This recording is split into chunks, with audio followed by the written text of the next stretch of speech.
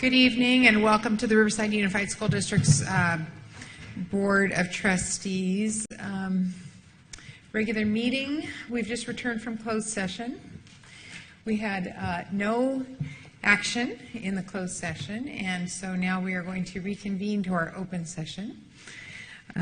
First, we will start off with our Pledge of Allegiance, and that is going to be led by Samantha Hernandez. Samantha, come forward, please.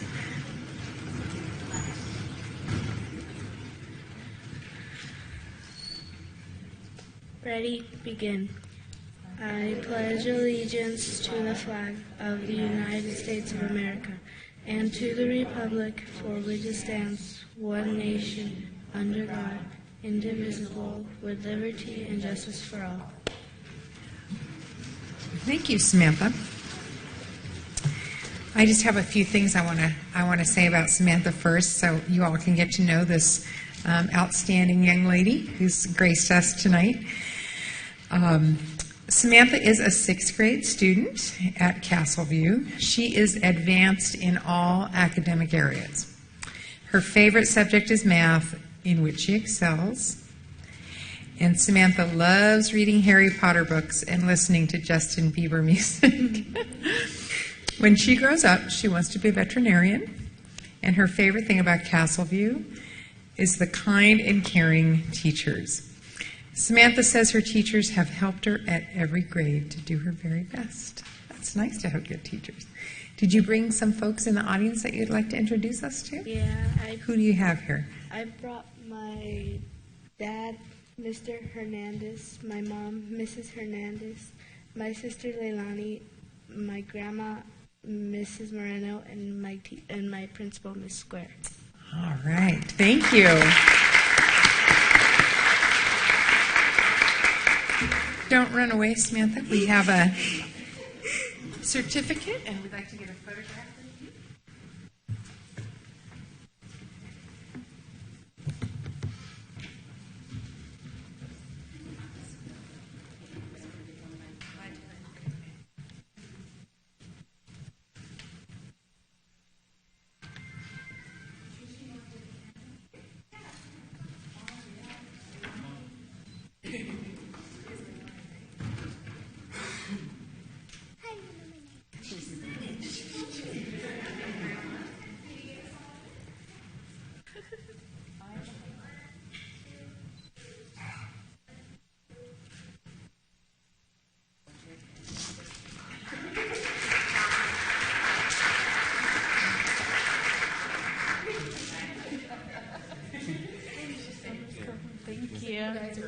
Thank you so much. Welcome to stage.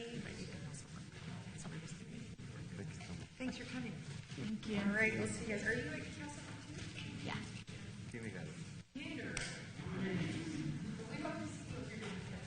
Thank you.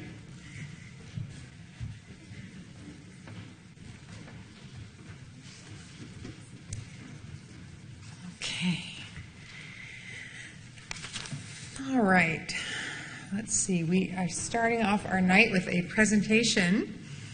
This is that time of year where we get to recognize all the very excellent, wonderful things going on in our schools.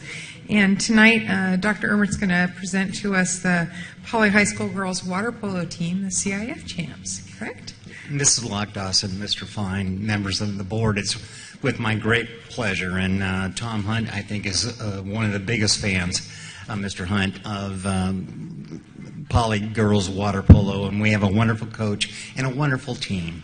And year after year, they make us proud. And this is, in fact, the time of year. This is my favorite time of year because I get to come up here and in front of you and say, here's some wonderful kids. And that's what we're all about. So tonight, Dr. Rowe, the Poly principal, is on a WASC visit. He cannot be here, but we do have the athletic director, Mr. Jim Vaughn.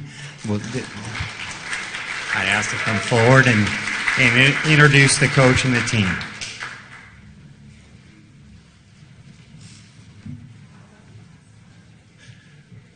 Thank you. Good evening, Superintendent Fine, President Locke Dawson, and the rest of the board. We're very proud to bring forward this phenomenal young group of young ladies But to do the introductions properly, I'm going to call up the head coach, Mike Carty.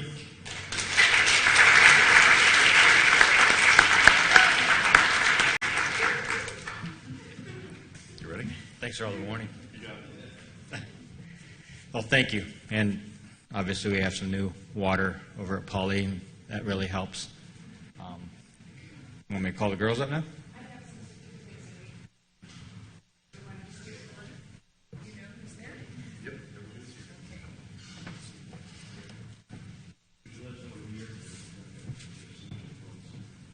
Sure. Oh, yeah, the first one is through head coach Mike Carty. Thank you.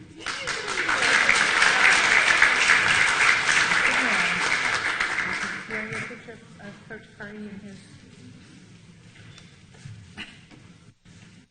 Okay. All right, so I'm going to let you do the rest of them. And,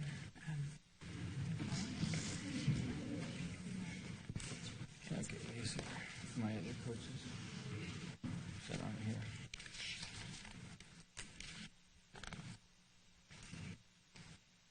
We would have to start with this one, huh? What's the yellow paper?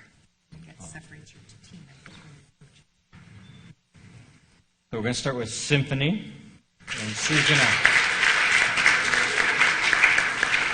going to help me pronounce her last name. How do you say your last name? Argueta.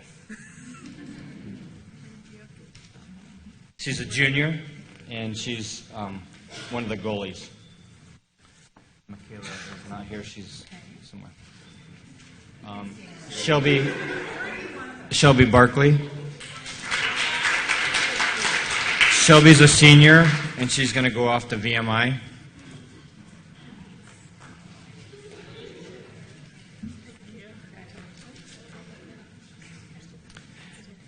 Jacqueline Bywater. She's a senior. She's going to go to George Washington.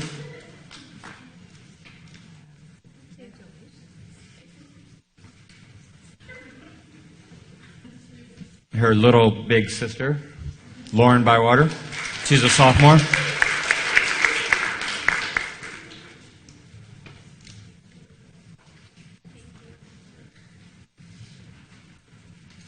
Kaliko Nani Daly. She's a junior.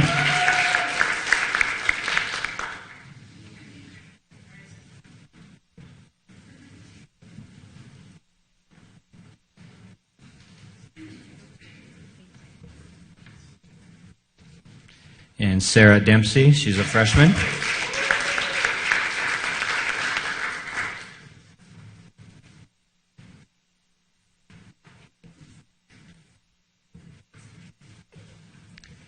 Kiana Eldridge, she's a senior.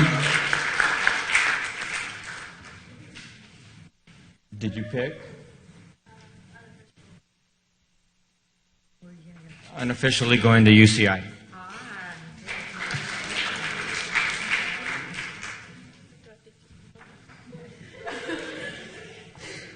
Kayla Isles, sophomore.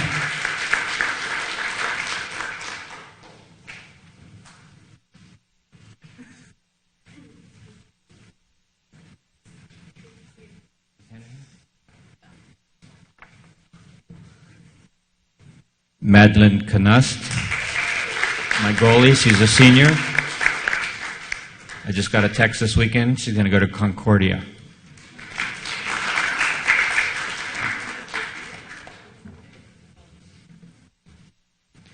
Cassidy Muller. She's a sophomore.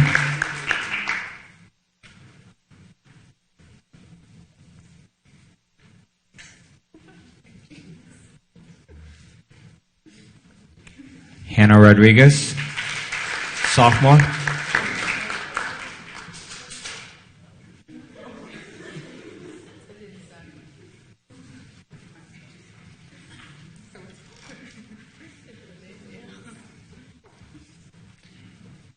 Brianna Ruiz, sophomore.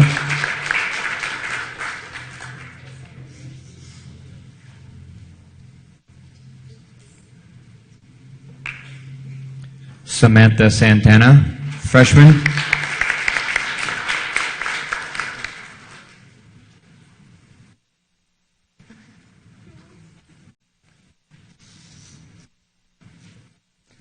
Dalen Santoro, freshman.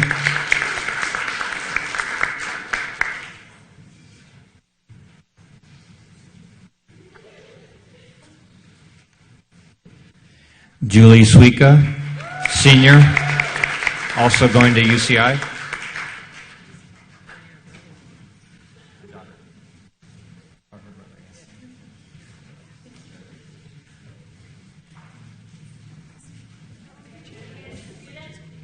All right, everybody, come on in.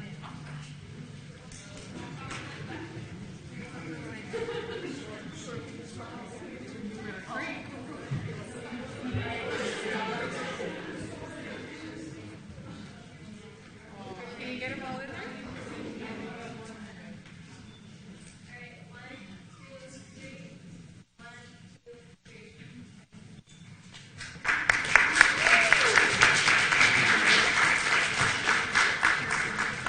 Hopefully we're back next year. Yeah. Oh, you're gonna see it. I know.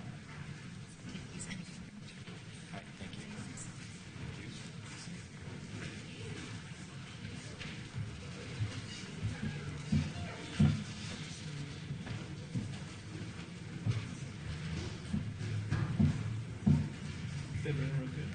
Okay. Thank you. So next up on our agenda, we've got our reports for our high school representatives. And first up is Jana. Is she here? Jana, yes, hi. From the Educational Options Center. Our Riverside Virtual School, I guess that's what you're going to speak to. Hi. Good Hi. afternoon. Good evening. Good evening, President Locke Dawson and members of the board. So far recently, we have had many WASP visits at the Educational Options Center. And so far, we think they've gone well, but we won't know till summertime. We have a good feeling.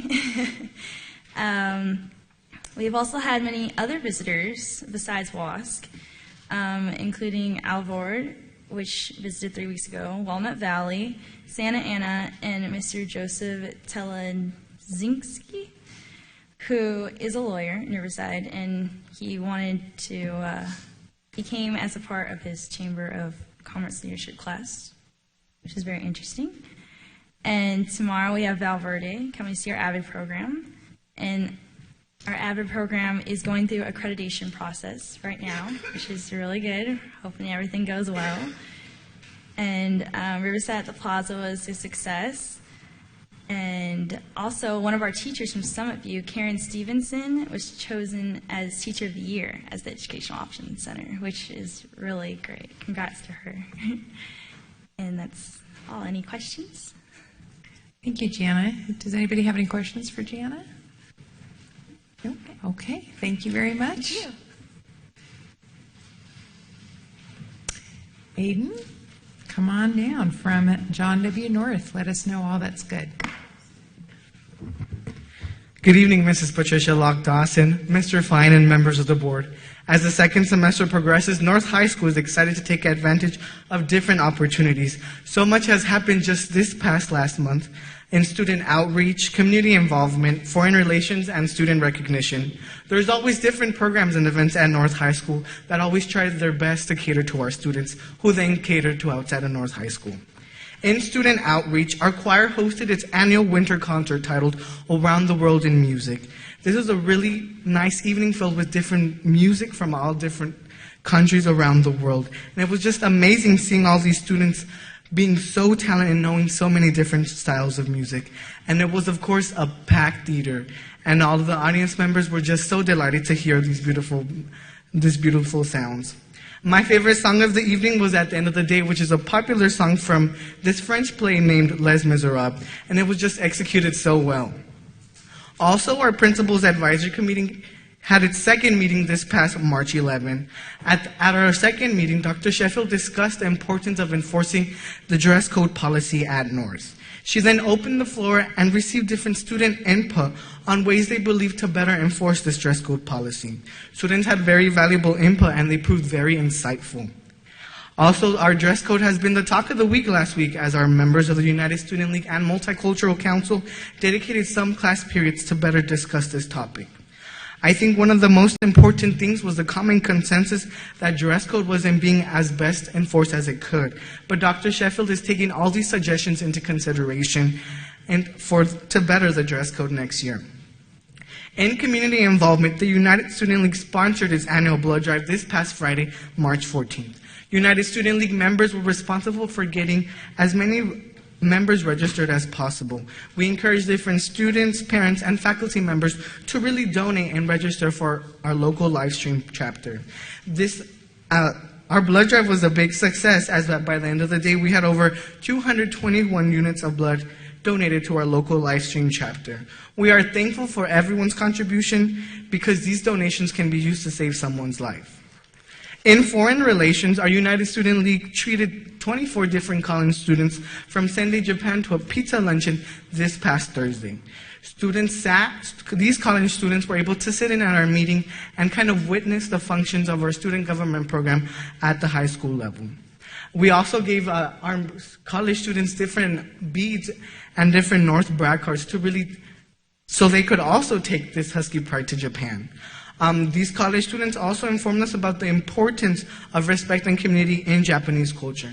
And I think one of the most interesting things of the entire pizza luncheon was that they take bowing really seriously since it is a sign of respect. And they also have different techniques to bow, so it's really important. They use this bowing to really salute someone and say hello or to really apologize. In student recognition, our United Student League is working hard to coordinate its upcoming spring assembly this Friday, March 21st. At our assembly, we will be recognizing different valedictorians, salutatorians, and different athletics and sports team. Recognizing students is probably one of the best things we can do as a student government program because these students always appreciate the encouragement they receive from the student body. At this moment, we would also like to recognize our boys varsity basketball team. At the end of its season, they received their third consecutive league championship and they were ranked first in CIF Division 1A. They also finished ranking 6th in state and 25th in the nation, which is one of the highest rankings in North history. We are proud of all their hard work because they did such an incredible job at CIF Open Division State playoffs. Finally, we would like to wish our sophomores the best of luck in their KC testing this week. A special thank you for letting me speak on behalf of the incredible students at North. Thank you. Thank you, Aiden.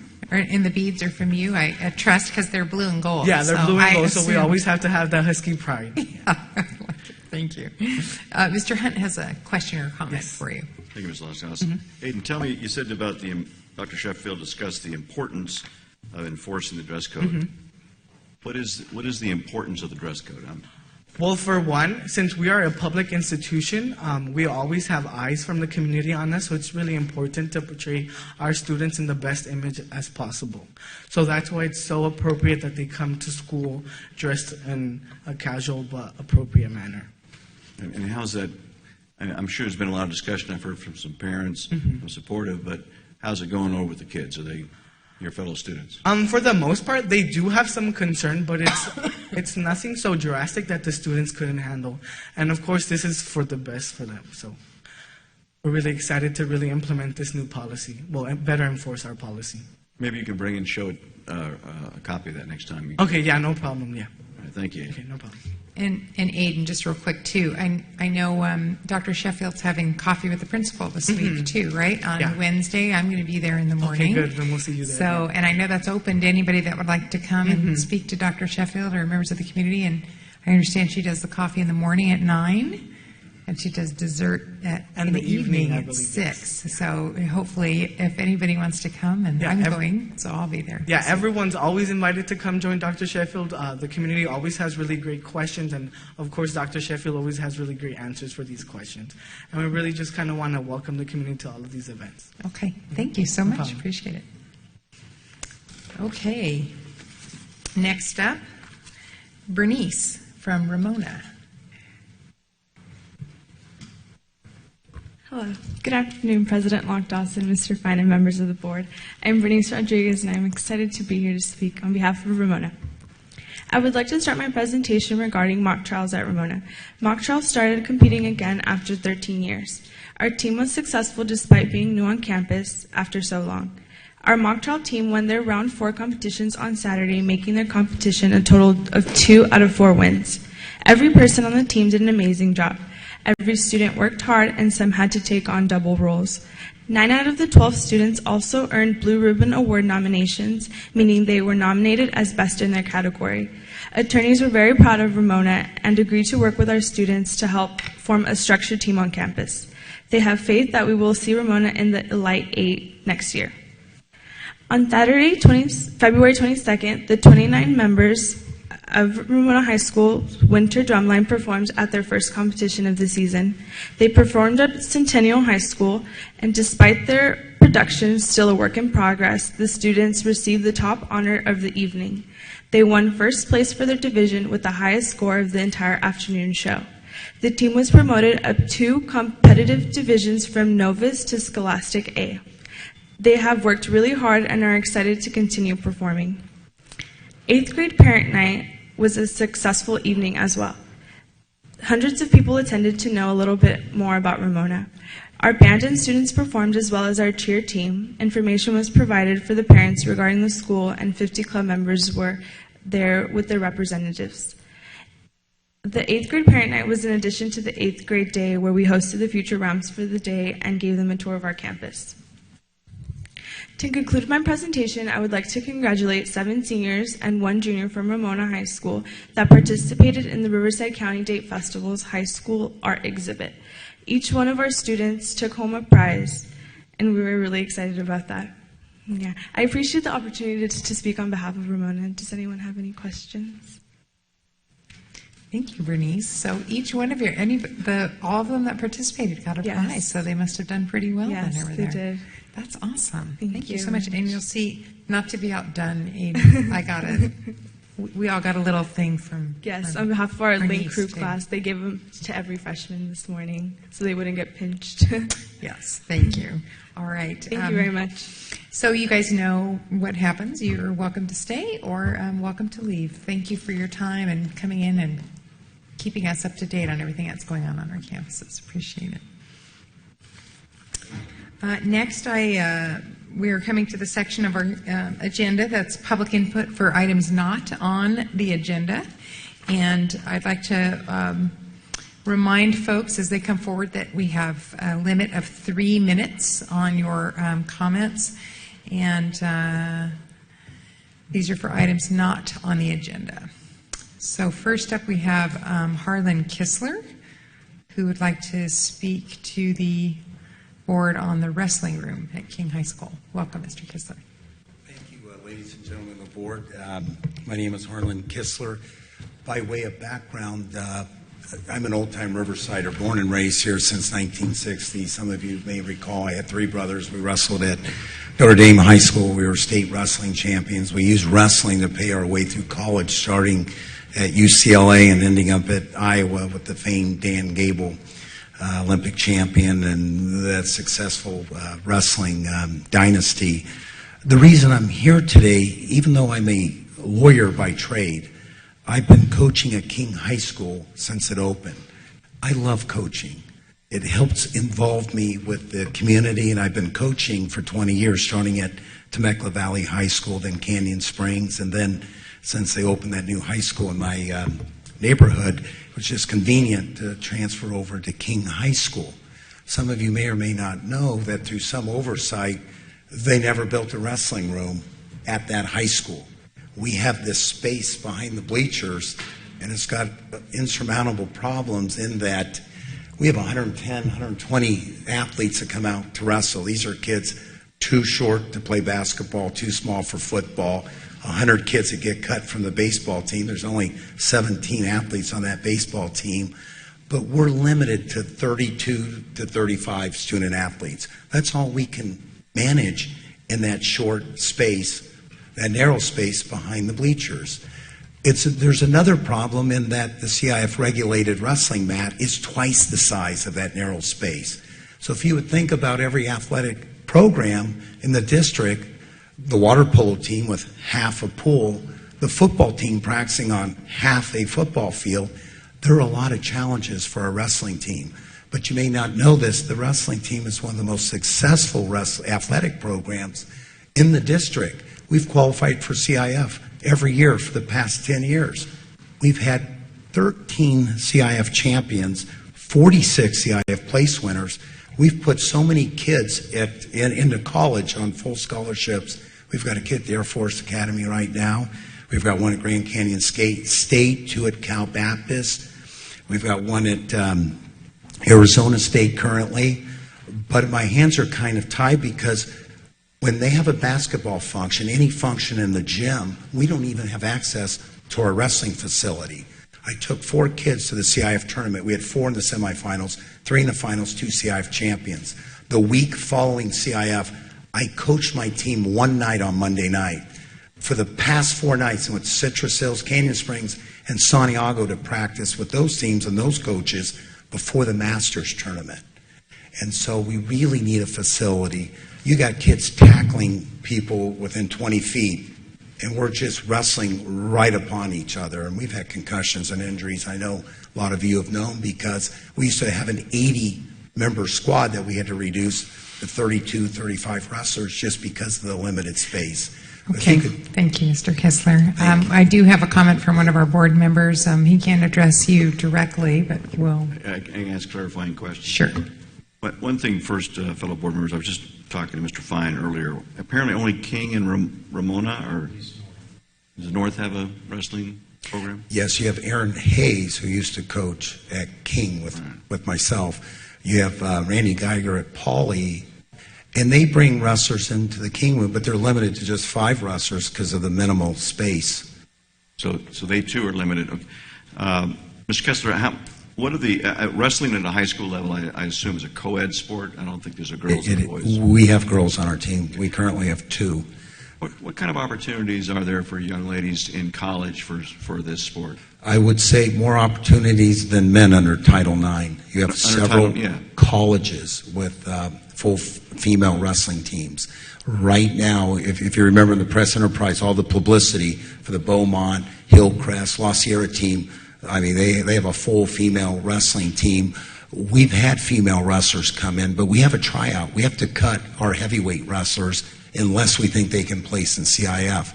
We can't carry the full team. We're very limited in that narrow space behind the bleachers, and we can't even practice if there's any gym activity. Because I would assume, just for the board's edification, that during wrestling season you have boys and girls basketball and volleyball, is that correct or not? Volleyball and all the other gym activities. We have a youth group with 80 to 100 kids. We lose 80% of our kids in Orange Crest. They move and transfer their kids to Centennial and Santiago and Citrus High School because they have beautiful facilities. So they learn all their technique at King. When they come into high school, they transfer, just so you know. That kid, Chris Lacaille in the paper, took second in state in our youth group for 5 years. Pagaleo, state champ last year, our youth group for 5 years, transferred Centennial and then to Santiago. We could build a huge dynasty and include more kids, more wrestlers, more student athletes if we had a facility. And what would a full complement high school team, how many young people could it field? Ideally. Right now, we have to compromise, but we have a full Frost-Off team, full JV team, full varsity team. We're the first team that beat Centennial this year in a dual meet. In 9 years, they've been unbeaten. We forfeited four weight classes and still won. We can't have upper weights unless they're really good because we have to cut our team down to fit the space. Fit the practice space. And you can't have a 300-pound heavyweight fall on a 106-pound wrestler and break their tibia, femur, and so you have injuries. But we had Josh Walker last year. Mr. Hunt, can we finish up? Yeah, I just want to understand. Harlan and I know each other. I mean, both of us have a hard time shutting up. I just know, but we've gone way past the 3 minutes. So. That's what I wanted to understand, though. Would a full team, though, would be 50, 60 kids, young people? We could have an 80-person female-male team, co-ed team, if we had the space. There are opportunities out there for young people for scholarships, and because a lot of colleges in the Midwest, particularly. 2 wrestlers this year already signed with colleges 3 months ago. Okay, 3 signed last year. We could increase that, but you'll get more kids off the streets and involved in the wrestling program if we can take more than 32 to 35. Thank you, Ms. Kissler. Okay, Thank you, Mr. thank you. Thank you, Thank you for your and- patience, Board. We will absolutely discuss this and get it on the agenda for future. Thanks. Next up is Aurora Sanchez, wishing to address the board on the matter of the CAC. Good evening, Ms. Good evening, Sanchez. Patricia Locke Dawson, Mr. Michael, and board members. I have a 9-year-old autistic son. I was notified by the SELPA liaison to be the chairperson of the CAC for this school year and the next year. The CAC is part of the governing structure of the SELPA, and it acts as an advisory body. The SELPA provides logistical and physical support for the CAC to carry out their role and responsibilities, which are defined in the local plan and in the Ed Code. Yet the CAC remains autonomous in order to act in an advisory body to the SELPA and enables the CAC to act in the spirit of legislative intent as a forum for the active parent involvement. The CAC is also subject to the Ralph Brown Act, and this requires that only the CAC voting membership may make decisions, commitments, or actions on behalf of the CAC. Therefore, I have requested the minutes of the past 3 years, the chair appointees, and a list of its members. And at this point, I would like to be ask the board to formally nominate me as the chairperson, and therefore find my members. We can't do that right now because it's not on our agenda as a voting item, and we always have to get it on our agenda. I did forward your email to Mr. Fine when you sent me the other day, so we are going to get it on a future agenda so that we can discuss it and do it like above board, how we're supposed to. Thank you very much. Okay. Thank you, Ms. Chavez. Ashley Lopez, also to speak about the CAC. Good evening, Ms. Lopez. Hi, my name is Ashley Lopez. I have a 9-year-old son with autism in the district. I was just coming to ask that the CAC be Can you speak into the mic a little bit? I was coming just to ask that the CAC be on the board agenda so that we could formally nominate the executive board for the CAC, and I would like to note my interest in being on that board. Thank you, and we will take it up. As I mentioned, I did email Mr. Fine, so it will be, we'll discuss it and figure out a way to get this done. Okay, thank you. Thank you. I don't have any other items from anybody from the audience of items not on the agenda, so we're at our next item on the agenda, which is our interim superintendent's report and announcements. Mr. Fine. Thank you, Mrs. Locke Dawson. Good evening and to the board.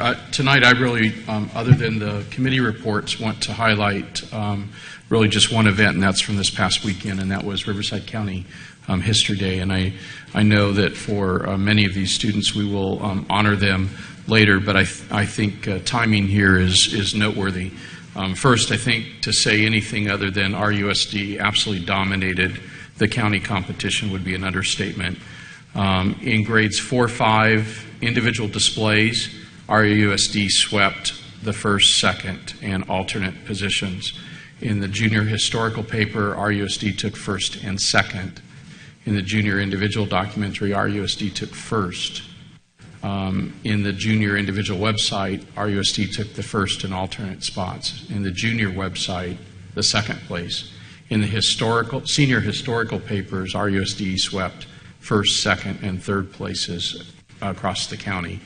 And in the senior individual documentary, first and second.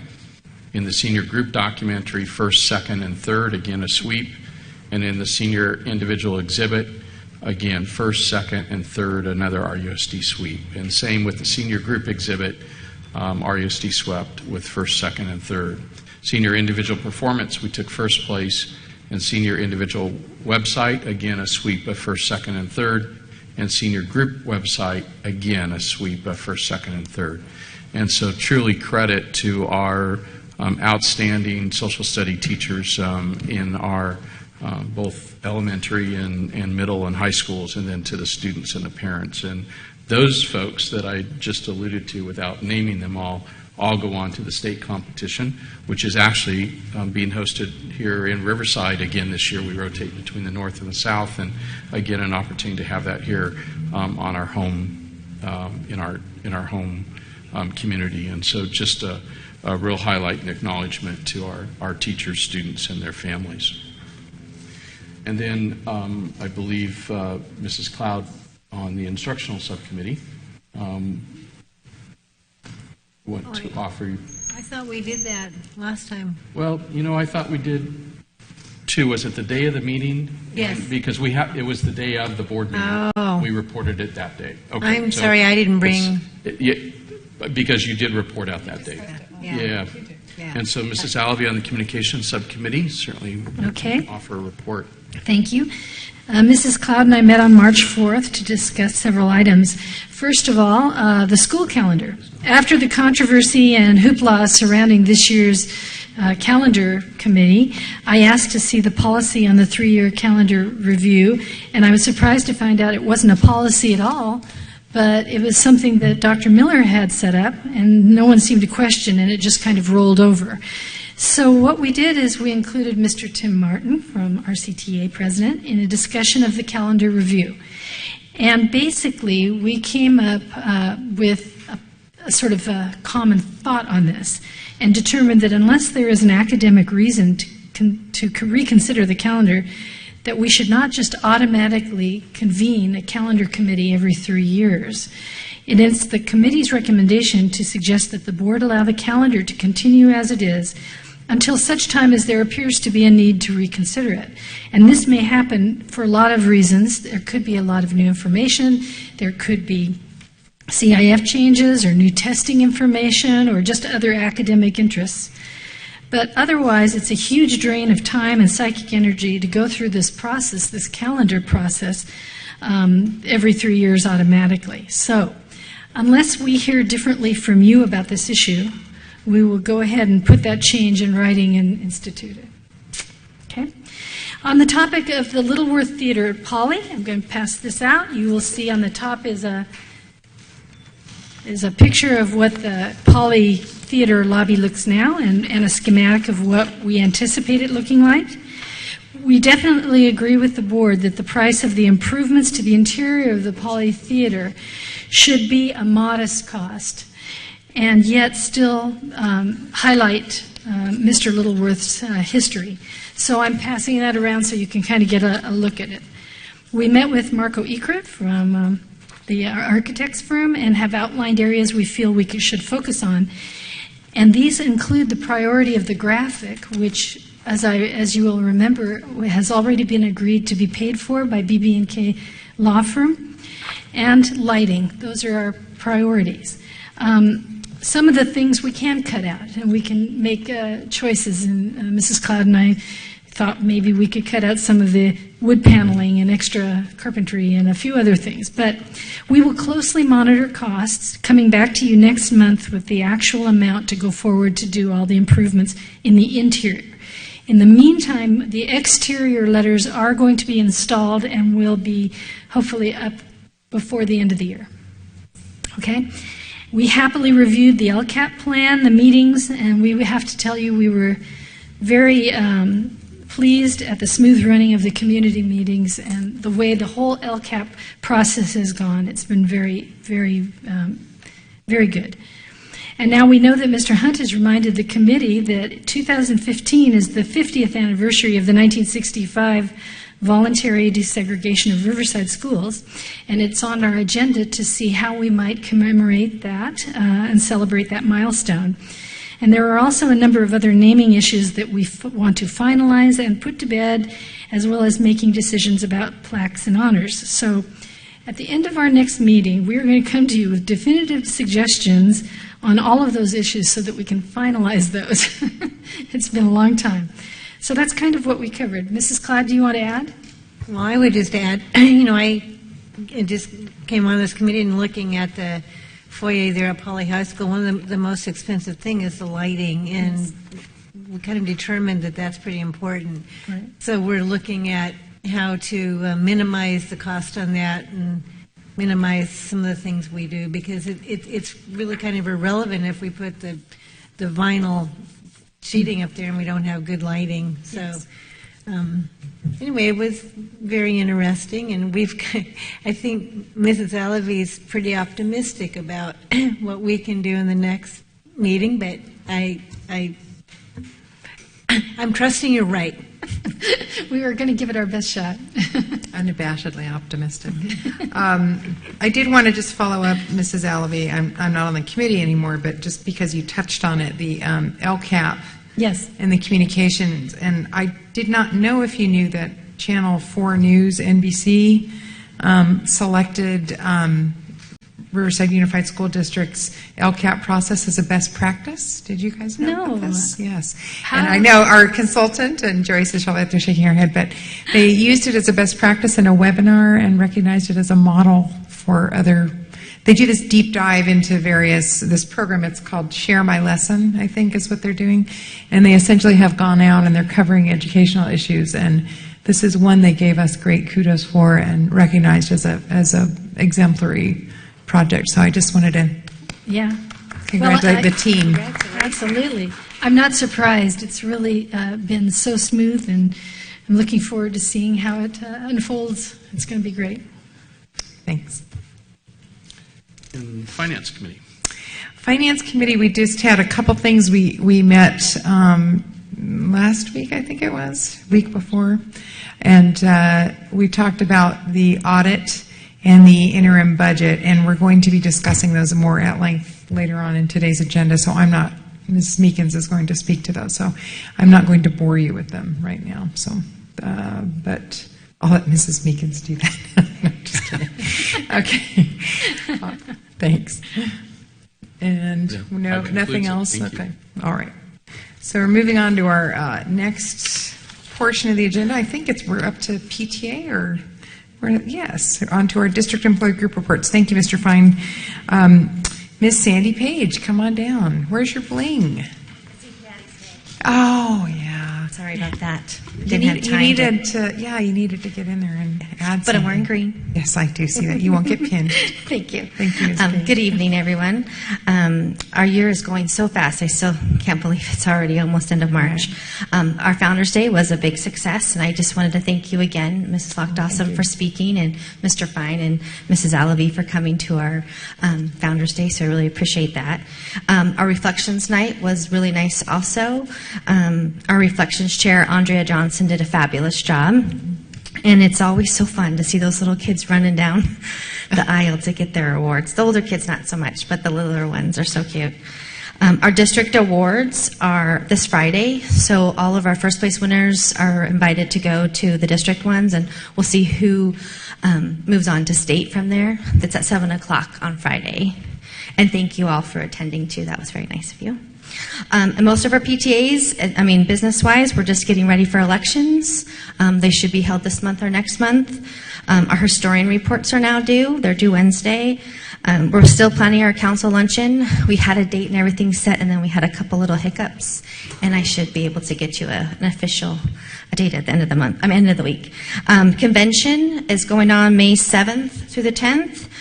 All of our units are deciding who gets to go. It's really important for at least them to send one representative. And our convention this year, state is deciding on whether to raise the dues again. So that would raise our membership dues as it is. But there's going to be a big vote. So. And then we're also working with Renee Hill and the Elementary Report Card Committee and getting parent input on the proposed report cards that's out there. It's still a work in progress. We also won the membership trophy for 23rd District. So this big trophy in my car. So for the month. Yay, that's great. So we were all excited. And many of our units also participated in Read Across America. And I know I read in Mrs. Irvin's class, 6th grade class at Lake Matthews, and I got to see Mr. Hunt. Thank you for coming. We hadn't had a board member at that event before, so thank you. Hawthorne also had a family night with a musician, and all the families they had a great turnout, great family time, and got a lot of positive feedback. Lake Matthews also had a carnival and last week, and they raised $13,500, all for technology. So they're really excited. It was their best carnival ever. And then Miller PTSA, we received over $1,200 in donations in care of Sherry Power. So we were really touched at that pouring of love just people had given to us. So in honor of Sherry. And that's it. I don't have a lot. Thank you. Wow, you guys are moving and shaking this year. Yeah, That's we're a busy. lot. I know, there's a lot going on. Congratulations on the membership board. That's Thank you. huge. That's big. Anybody have any questions or no? Okay. Thank you, Thanks. Mrs. Page. Next up, we have our employee group presentation from Mr. Daniel Rudd.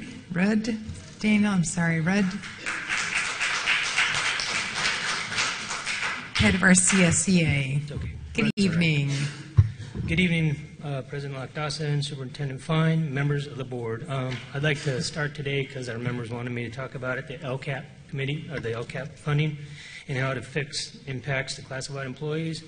Classified has taken the biggest cuts in the past, but not enough positions have been brought back. We've taken the biggest cuts, and we are the biggest group altogether because there's so many of us.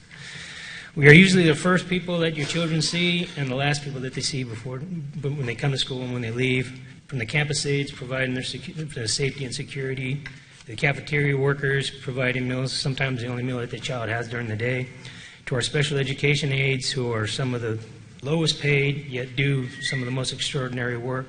They take care of the children that need it, the tube feeding, the putting the braces on, working with emotional children, psychological problems, mental problems, physical problems. Children who are sick and come to school with really bad diseases, they legally don't have to say if they're sick. And we've had some employees that have been bitten by children that 2 weeks later, you might want to go to the doctor, that child's in the hospital with TB. And they've had to be checked. And their job is up here with need necessity, but down here with pay scale, and they are really some of the lowest paid, and they really, I feel, should be paid a little bit more. We've had cuts to our secretarial staff that are doubling up and working past their lunch, over their lunch, during their lunch.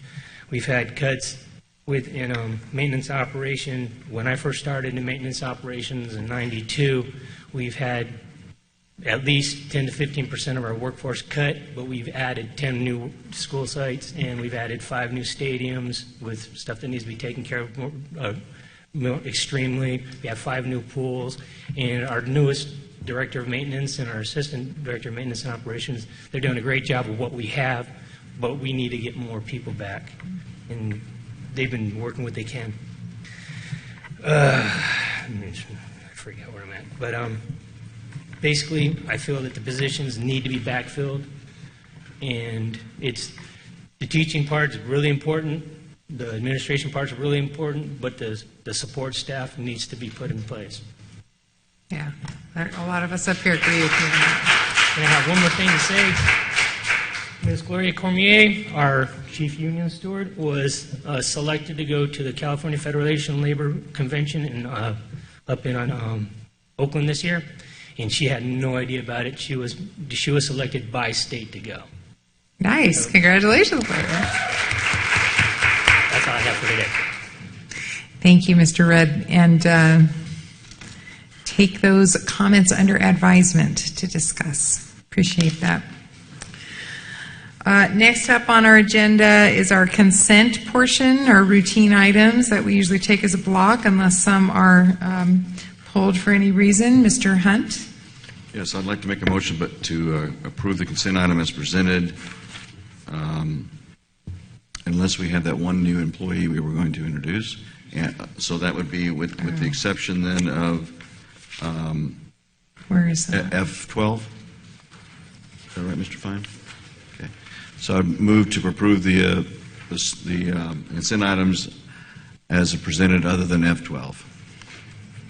Okay, we have a motion by Mr. Hunt and a second by Mrs. Alavi to approve the consent calendar with the exception of item F12. Please vote.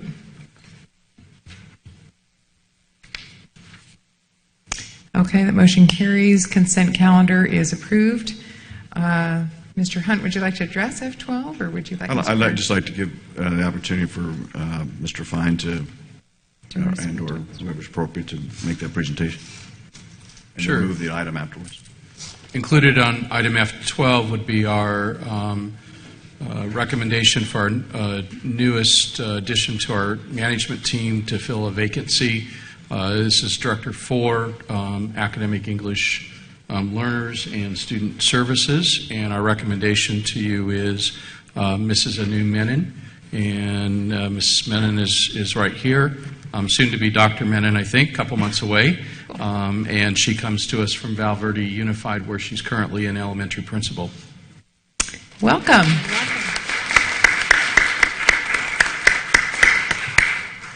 So would you like to move to approve that item now? I'd like to hear from Ms. Menon first, just about her background a little bit, if she wouldn't mind coming up and just, this is a very important position for our district. And let's see if our staff was right in their selection. No pressure. Well, good evening. Good evening, board members. Mr. Fine. It's a pleasure to be here. As was mentioned, I'm Anu Menon. I'm principal at Mead Valley, currently in Val Verde Unified School District. I'm looking forward to joining Riverside Unified. My kids went to this district, as I mentioned before, so I have a special place for Riverside in my heart, and I'm looking forward to serving the students of this district. Thank you. Well, I would move then the item. Second. Okay, we have a motion and a second to approve item F12 and welcome. Thank you very to the much. District. Thank you. Please vote. Okay, you're officially hired now. All right, moving on to the action item, the report and discussion items on our calendar. Item G1, we're going to talk about our tentative agreement between the Teachers Association and RUSD. Ms. Meekins, I think that's yours. Thank you. Mrs. Locke Dawson, Mr. Fine, and members of the board. Item G1 is the disclosure of multiple tentative agreements and memorandums of understanding amending our 2010-13 agreement with our Riverside City Teachers Association. We again wish to thank the interest-based bargaining team, both teachers and management, for their professional and thoughtful collaboration working through these changes, which will make a difference to our students. These agreements incorporate changes and clarifications to Article 9, Article 10, Article 12, Article 21, professional development and staff development specialists. Our CTA ratification process is scheduled for March 17th, today, through the March 21st, and we will be back on April 14th meeting for you to consider these items for approval. Any questions? Any questions of Ms. Meekins? No? Thank you. Thank you. All right. Okay, our next item is on our LCAP plan, a status report. Who is giving that? Is that you, Mr. Fine?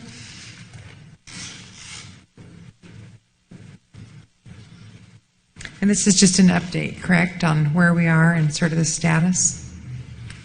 It is. Good evening again, Mrs. Locke Dawson and members of the board. It is simply a status report, really kind of setting the stage. We're not quite halfway through, and as I keep telling the team, the fun part is over and now the real work starts.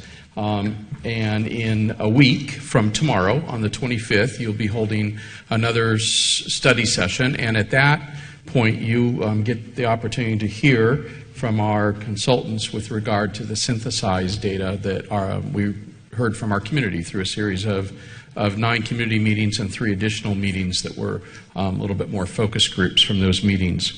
And so I think tonight just kind of put everything in context and set the stage then for what that finally kind of kicks off, because that's kind of the last component of our initial process to inform the board and to gather information. And so as you're well aware, we have presented to you over the last month and a half a number 15 or close to 15 existing plans.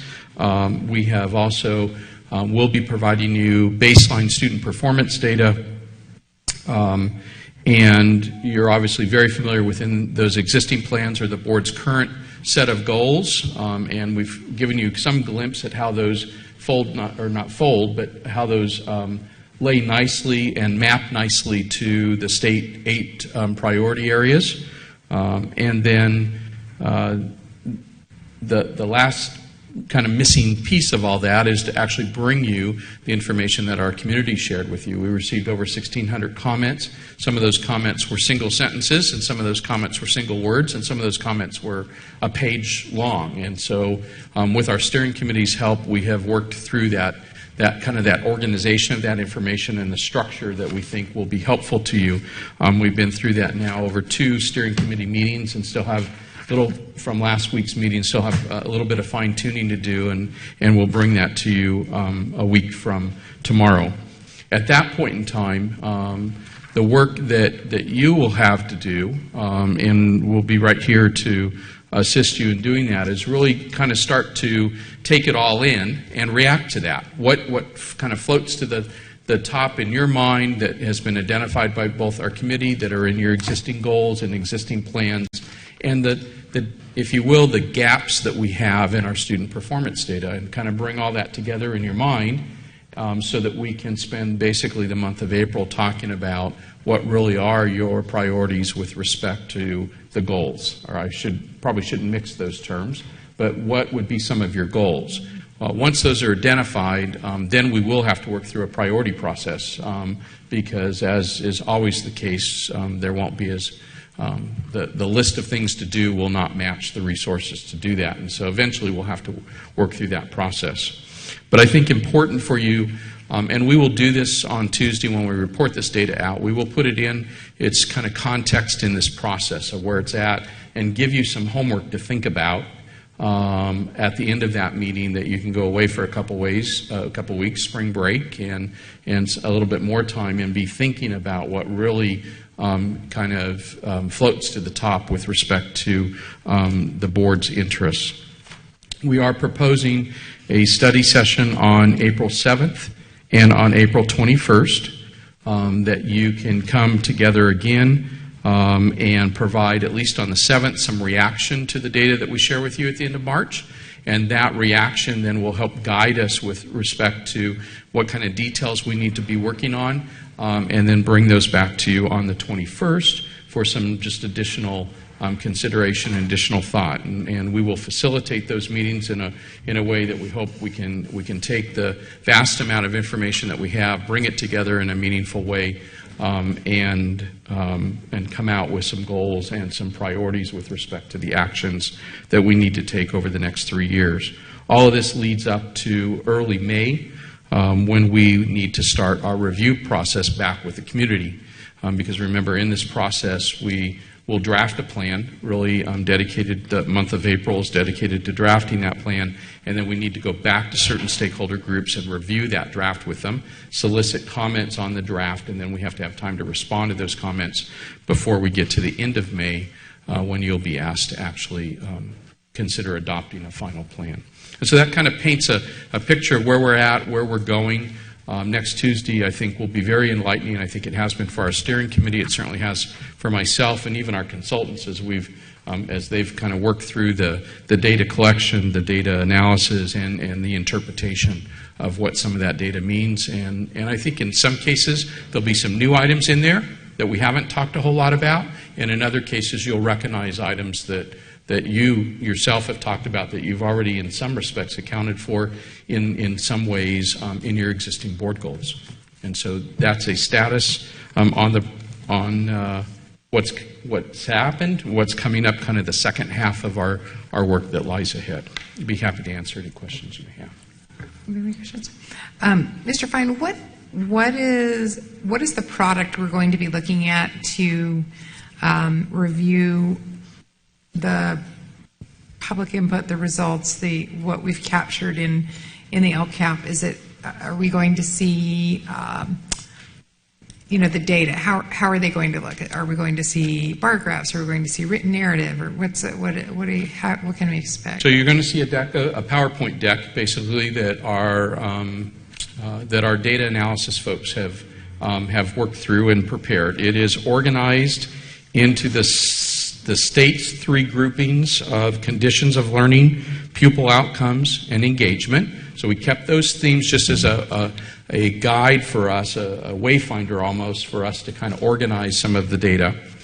And then in each of those, of course, map the 8 state priority areas and the board's own goals. And so we'll spend a little bit of time talking to you about methodology, and then move from methodology really to a quick summary of topics that we kind of boiled the community input down to. And we'll present that to you in a data chart with respect to, just so you can see how what those topics are and their frequencies across the meeting. So you get a sense of not only a vertical view of the data, but a horizontal view of the data. Did you hear all those comments in just one community meeting at a given site? Did you hear them fairly equally spread across all of the meetings? With the steering committee's guidance, we have elected to put that in alphabetical order, not in frequency order. We are going to put a ranking there for you so you know what was, and you'll see the data, obviously, of what was mentioned more often. But I think the committee, and from the data analysis, one of the things that we've determined is frequency isn't necessarily a guiding factor for you to consider. It may have been, one person that went onto the web lots of times and repeated the comment over and over and over again. And although that's important for us to understand, alpha was ultimately the order agreed to. And then, sorry, excuse me, Mr. Fine, but I certainly hope we can divine that. I mean, I don't want to look at a bunch of data. I want it to be meaningful. So you're going to. So that will just give you an overview of the topics and kind of the frequency of the comments. But then we have we've captured all the data in one of the themes that we've identified. So those 3 categories of themes, just as the state identified that I just read to you. And so we call those key themes, for lack of a better term. And then you're going to see a narrative of those.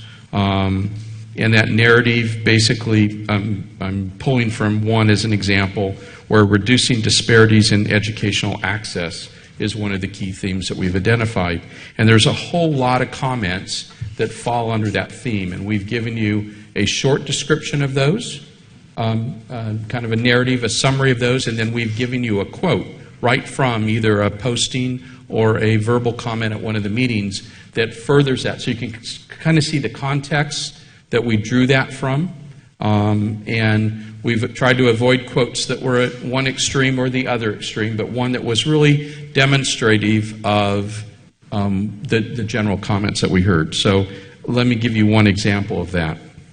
According to stakeholders, how can RUSD reduce disparities in educational access? Course access, then, is one of the items that we heard. Stakeholders commented on the need for equitable access to required courses across RUSD schools, as well as an investment in having more robust summer school offerings.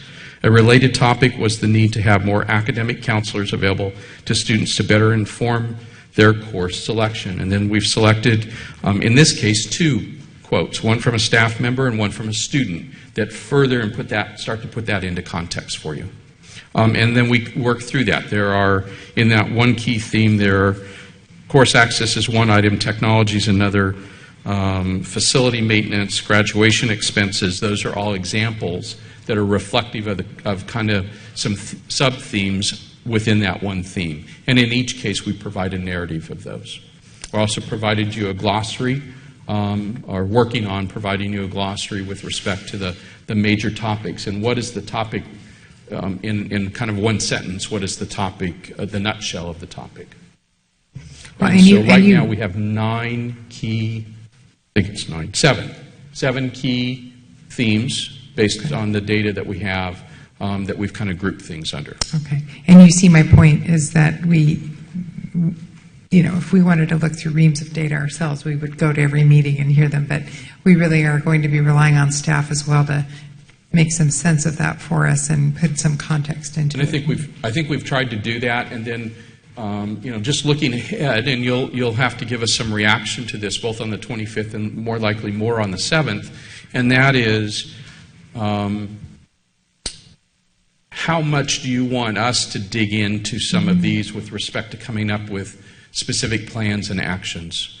And so, counseling is clearly a theme that we heard over and over again.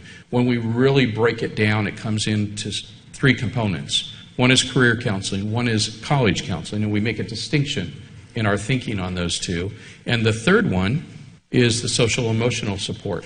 And that starts at elementary level and works its way across all the grade spans in all the schools. We heard that over and over again.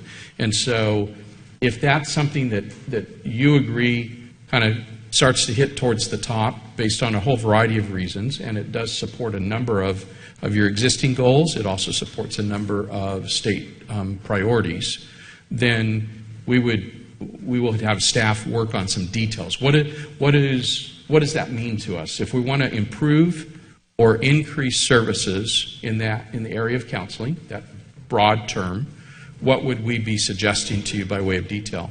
And then as part of that discussion, because we have to kind of keep our eye on the ball here with respect to disadvantaged students, how would we do that for all students? And how would we distinguish those improved or increased services for disadvantaged students? And so that really starts to, everything we talk about, we're going to have to cut multiple ways with respect to all students and subgroups of students. Okay, Mrs. Cloud also has a question. Too many buttons up here. I just would like to note, as the meetings that I went to, and I'm sure it's true of all of us, it was clear that as we were taking input from parents in the community, and so we were listening and just writing it down, but there are things in the input that we received that we can do, and things that we can't do so easily because of credentialing, money, sure. All of those things. And so I would hope that we filter that and make it clear why, for instance, woodshop is a difficult thing to offer now, or whatever it is, because I think the community doesn't always understand the restrictions that we have on uses of our funding and of the credentialing of our teachers, et cetera. And I think we're in a good position to be able to help you. You obviously, the five of you, know some of those very well. Kind of know the box that we work within. But even those examples, we heard wood shop, we heard auto shop. Those are things that, Mrs. Cloud, you're absolutely correct. Just simply getting the teacher a credentialed teacher to do that is next to impossible.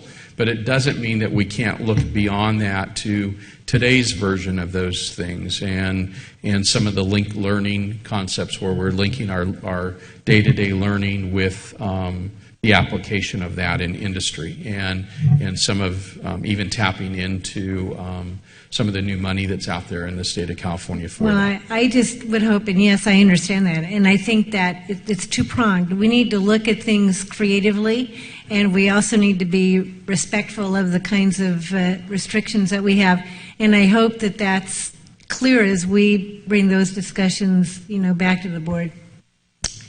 Mr. Hunt. Well, I concur with Mrs. Cloud on being respectful of those things. I don't want us to be held back by them, though. So I'm anxious to hear. We did hear young people and parents wanting practical application. We realize that there isn't a teacher. In fact, we probably have one of the few accredited woodshop teachers left. We got to put him in a glass case when somebody retires. I mean, and he's fantastic, given Mr. Fontaine. But I'm not sure woodshop said, but I think technology and some of those things are very important. So I'm anxious to hear, with the constraints, what are the other things we can do? What are creative new ways that we could meet what the public is asking? The public is not asking us to stay within the constraints we have. The public is asking us to reach new heights and to reach new areas we haven't been. We understand, and I agree with Gail, Mrs. Cloud, that those things have hindered us. Not that we don't want to, but I want to find out ways that we can partner with business, ways we can do charter type classes or whatever's needed to offer these type of in-demand career courses and how we can get there until we can raise up a whole new generation of accredited woodshop teachers. Right, and I think should something like that be one of the goals you want to focus on, ultimately, there are absolutely things, models to look at and for us to look at, and I was just describing one of those, and that's the whole move to linked learning and the money that's even available out there that we're setting ourselves up to participate in if that's ultimately what we want to do. Thank you, Mr. Fine. There's no other questions, so appreciate your diligence, and to the whole LCAP team, appreciate you guys working so hard and getting us to a place where we can make some good defensible decisions. We're moving on to our next part of our agenda. We're going to have a couple public hearings tonight. They're both related to the same thing.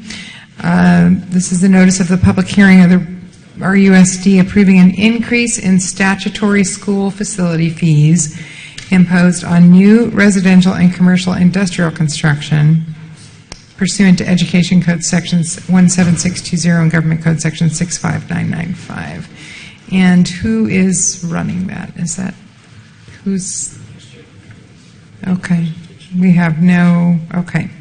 So we're opening the public hearing on that. And opening the public hearing on item H2. That is a notice of public hearing. Do we want to close it after we open it? No, it's on H2. This is H2. Okay. Do we have any comments on H1? Okay, no. Do we need to close the public hearing on H1 before we move on? All right. Does somebody want to move to close the public hearing for item H1? So moved. Okay. Second. Okay. Please vote.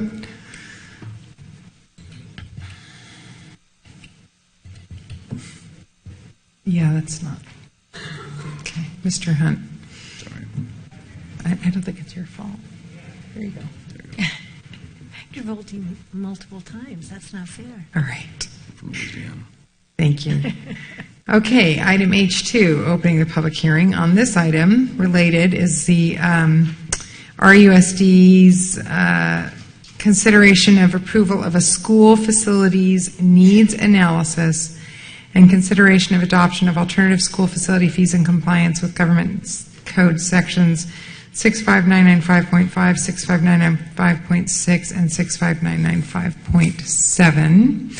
And I do have a speaker card for this item. Mr. Nathan Miller, representing the Building Industry Association. Mr. Miller, please note that your comments are limited to 3 minutes or less. I'm aware. Thank you. Welcome. President Locke Dawson, members of the board, thank you. My name is Nathan Miller. I'm here on behalf of the Building Industry Association. I'm the Director of Government Affairs. We received the school facilities needs analysis roughly in the middle of February. We had an ample time to review it.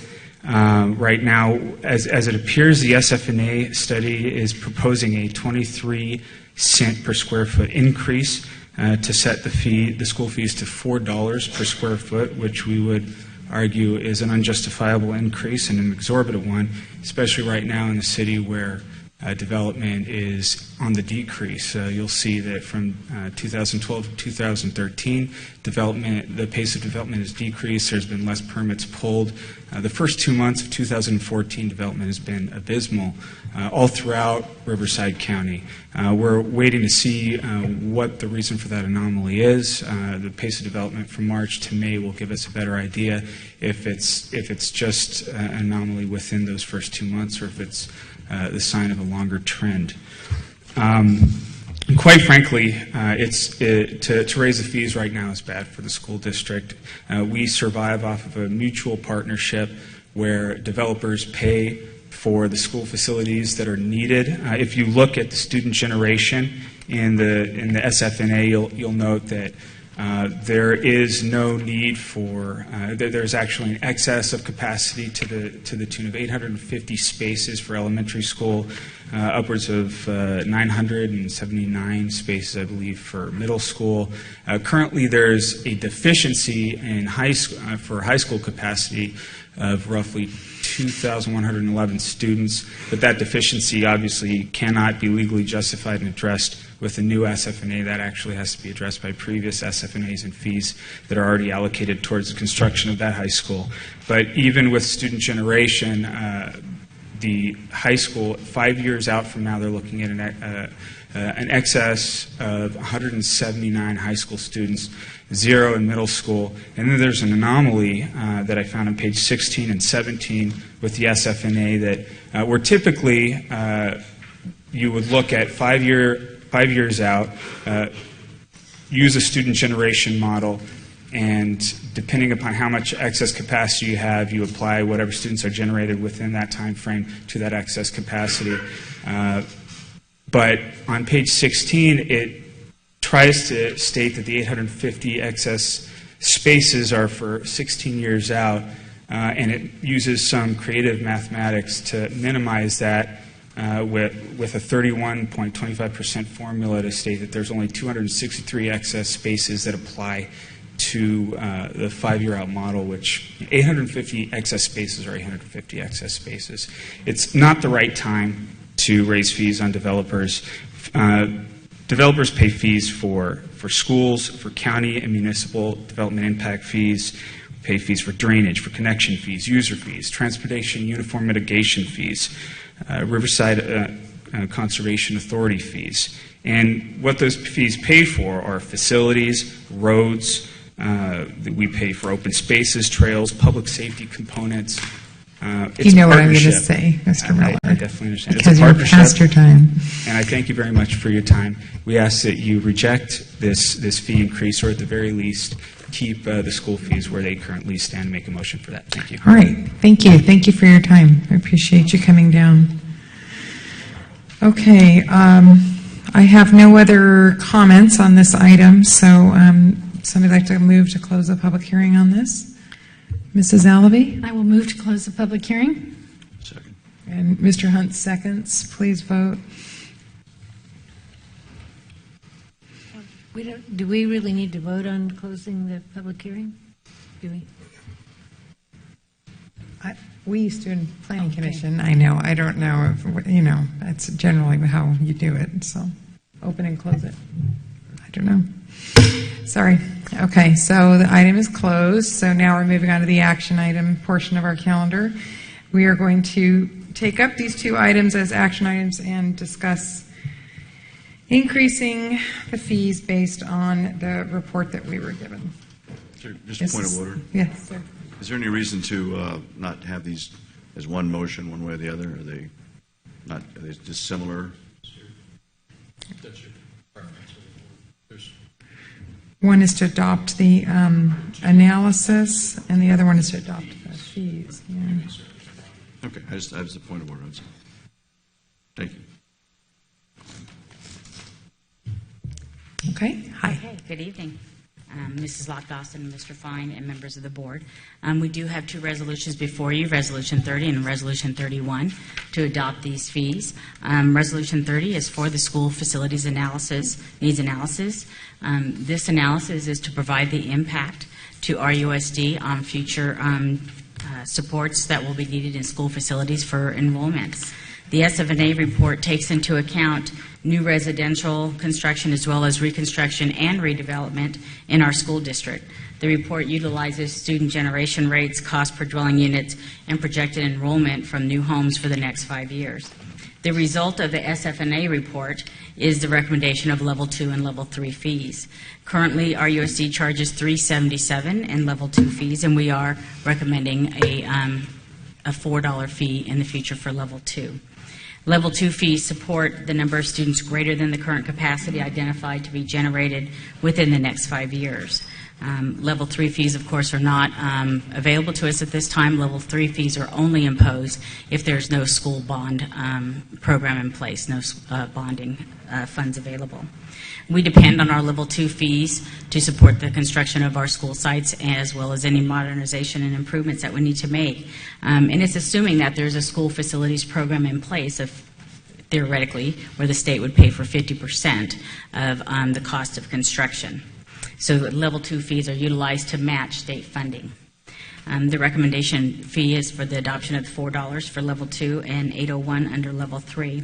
In your packet, you have this beautiful, colorful chart that shows you the fees across the board. The Resolution 31 is the fee justification study, which is the state statutory fees. And those fees are approved and adopted by the State Allocation Board every other year. And so this is our year to approve those fees, the fee justification report from the State Allocation Board. The reports, as indicated, have been made available to the public for up to 30 days. We did receive several comments from the city and county planning departments, which were integrated into our report as necessary, or as was recommended by the planning departments. We did not receive prior input from the BIA, so we're asking for the recommendation of both those fees to be adopted. Our report was completed by Mrs. Barbara Hill Carter, who is here today from the Special District Financing Administration, and so she's available if you have any further questions or concerns. I didn't hear.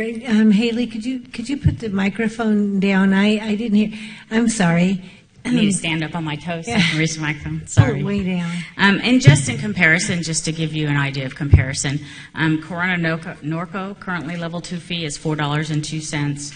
Hemet Unified $3.75. Moreno Valley $4.04. Paris $3.98. And historically within RUSD, we've had fees as high as $4.48. And so we're below historical levels, higher levels of fees. So, is there any questions, or would you like? Mr. Hunt has a question. I have several, if that's all right. One, hi, Ms. Cowan. This was available to the public for 30 days, but it's dated March the 6th. Correct, but it was made available. We had it out there February 14th, I believe. Yeah, that's right. There is 2 different reports. There's one that is dated March 6th, and one is the other one. So let me. Okay. Look It at also the front talks pages. about your public notice says there'll be a hearing on the 17th, which is correct, as here we are, Yes. it's the 17th. Yes. In their report, it talks about there'll be a hearing on the 18th of March. Well, the adoption takes place immediately following approval No, by the board. I think it talks about that there'll be a hearing that people can come to on the 18th. Also, I was surprised to see that the report included, as part of Riverside, within here, it talked about the city of Arupa Valley. Yes, there is a piece of property that does transgress across our USD boundaries. Okay. There's currently no homes in that area, but there is a piece of property that does border up to us. I've always been interested in every year, every couple, 3 years this comes up, that because this is such an optimistic report. This report basically says that there's going to be 22,000 homes built in the next 20 years. Mm-hmm. Give or take a year, right? But so that's an average of about 1,104 homes a year. Where we don't see a couple things, we don't see that kind of pattern right now on anyone else's reports, county, Reuters, some of the others I looked at. Nor do I really understand within the confines of Riverside where this boom is supposed to be taking place. Where are we going to build these homes? And how do you reach that? Because the city's numbers and what I see here aren't substantiated by what really were the city's projections. Let me restate that. The city's projections are very rosy, and I'm sure that was great for the young people in the planning department and their careers, and to hang on to those budgetary items which are their careers. But when you look at the permits pulled in the city of Riverside in 2013, and there's less than 100 pulled. Well, we do get information from the city and the county, both for the planning department, so we do use their projections. And of course, they are also just doing like the rest of us, are making projections as to what they believe will happen. And most recently, we have a couple of developments that have just recently come up and back into our fold in RUSD that will have impacts in RUSD. There's a project going up right now around Miller, I think. Right. The county, That's How 90 many homes. How many homes? Substantial big homes. And then we have Spring Mountain Ranch, believe it or Spring Mountain not. Ranch is We've coming met on with again. him, and so he is back on. I think he has, 1,100 homes altogether? Actually, it's going to be about 1,400 homes in total. First so phase, that's- about 435. Pardon me? The first phase is estimated 435, with model homes expected to be up by summer. So if he does 435 homes, we still got to get someone else in Riverside to do another, in RUSD, not La Sierra, RUSD, needs to do another 600-something homes to meet your study's projections. Please understand, I had problems with Mrs. Dixon on this, and it's not the money. Developers, when times are good, can pay for it, because when times are good, it's not developers buying the home, I'm buying the home, you're buying the home, and most of these are starter homes. But what bothers me is that when RUSD would make a decision on any fee on what I see as very, very, and I said this last time, very faulty information that is expectative.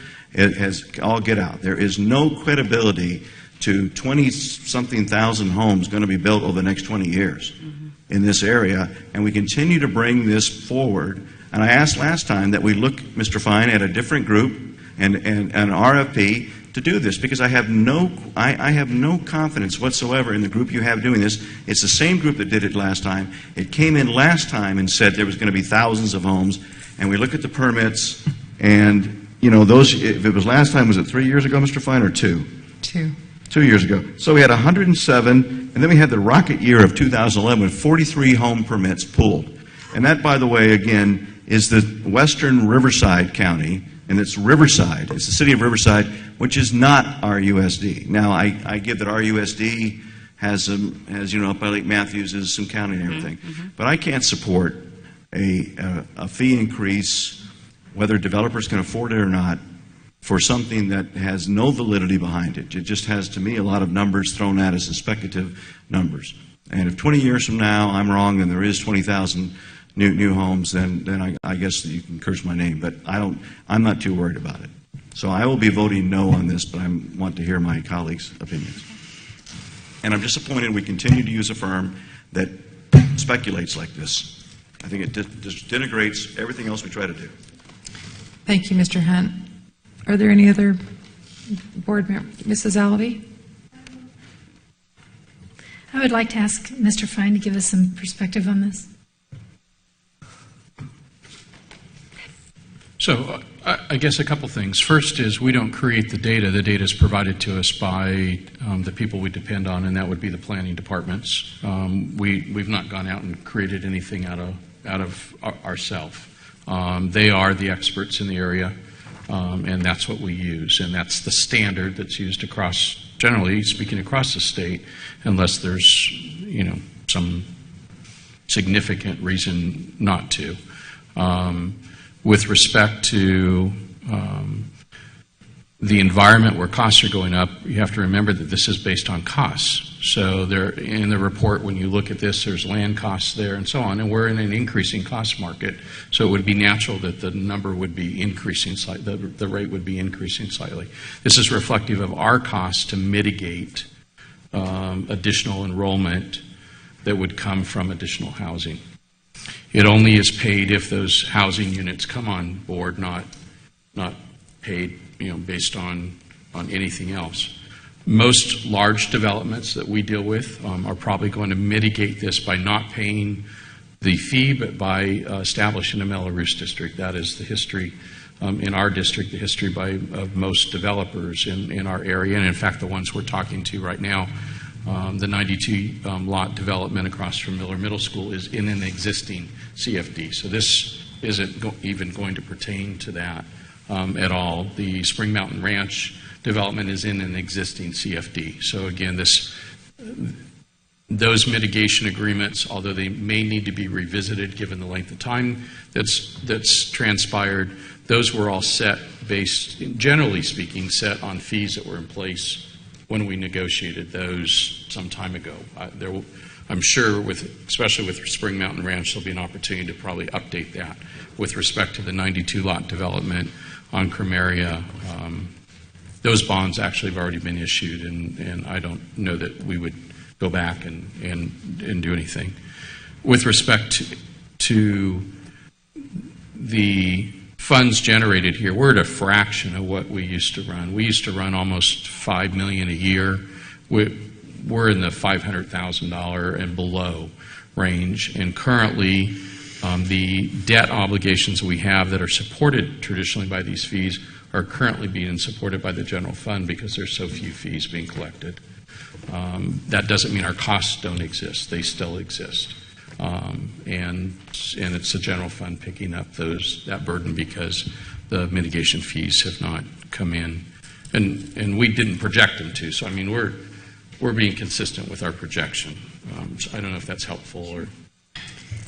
I'm looking at a schedule of fees from the county, Western Riverside County, and over 7 years, but also of all the districts in the county.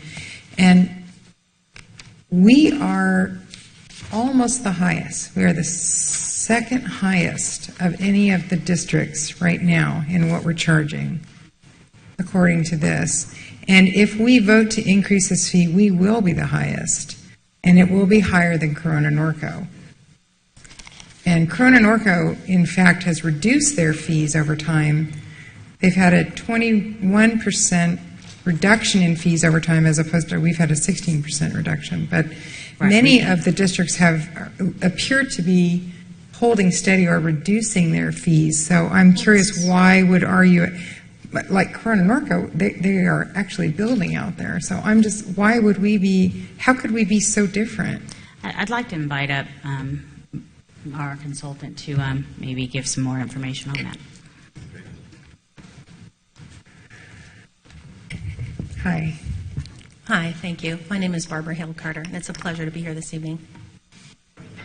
On the topic that you're currently discussing. Could you speak into the microphone a little bit? So better? sorry, it sounds loud to me. Yeah, I apologize. it doesn't to us. So. Thank you. I'm so sorry. That's Barbara okay. Hale Carter.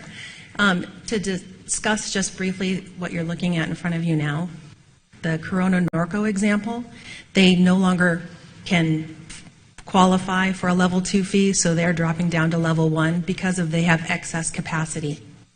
A lot of the districts in Riverside County are no longer able to qualify for a level 2 fee based on the status of their enrollment, or because to qualify for actually levying a level 2 fee or accepting a school facility needs analysis, you have to qualify on 2 of 4 points. One of them being a percentage of portables could be a possibility, one of them being a percentage of bonding capacity, one of them being multi-track year-round, one of them, so there's 4 different things you have to be able to check off, and many of those school districts can no longer check off 2 at this time. If, for example, they pass another general obligation bond, they'll have a second thing to check off, and they will be back. So remind me of the 4. What does our USD qualify for? Let me look so that I don't say anything incorrect. Percent of bonding capacity and percentage of teaching stations and portables. Percent of bonding capacity.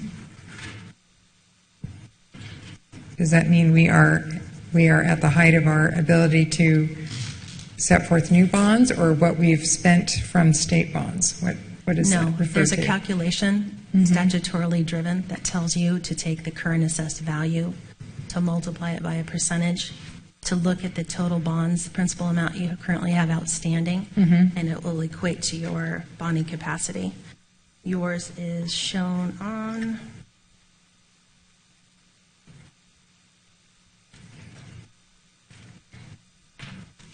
I apologize, I don't have it marked.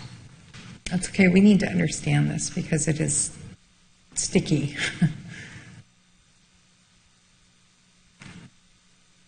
On page 12 of the SFNA. Okay. And you're currently at 55.81%. Okay. And the other was what? Percentage of teaching stations. If you have greater than 20% of your teaching stations in portable classrooms, that's another eligible item. Okay. And because we have so many portable classrooms now, that bumps us up into a category where we could, we're considered to be more needy because of that. 26%. The state recognizes that portables are needed, but not above a 20% level. Not above 20%, and our USD is that's 26%, right? Yes. 3. Okay. So it has to be less than 20. Okay. If I could reflect back on the page you have in front of you, I apologize, I wasn't given that page. I do several districts in Riverside, and going to $4, off the top of my head, Moreno Valley is ahead of that. Moreno Valley, according to this, is at 402. I said we were the second highest. I apologize. So that was, Moreno Valley was what I was referring to. So but everybody else is at about 377, 370, 320. And this 214 Menifee. This is the time when everyone goes forward to update their SFNA. And secondly, when you see a number like 214, it must be either an elementary or a high school district. You have to add them together to get a K-12 comparable figure. Well, this was Menifee Union, so it is.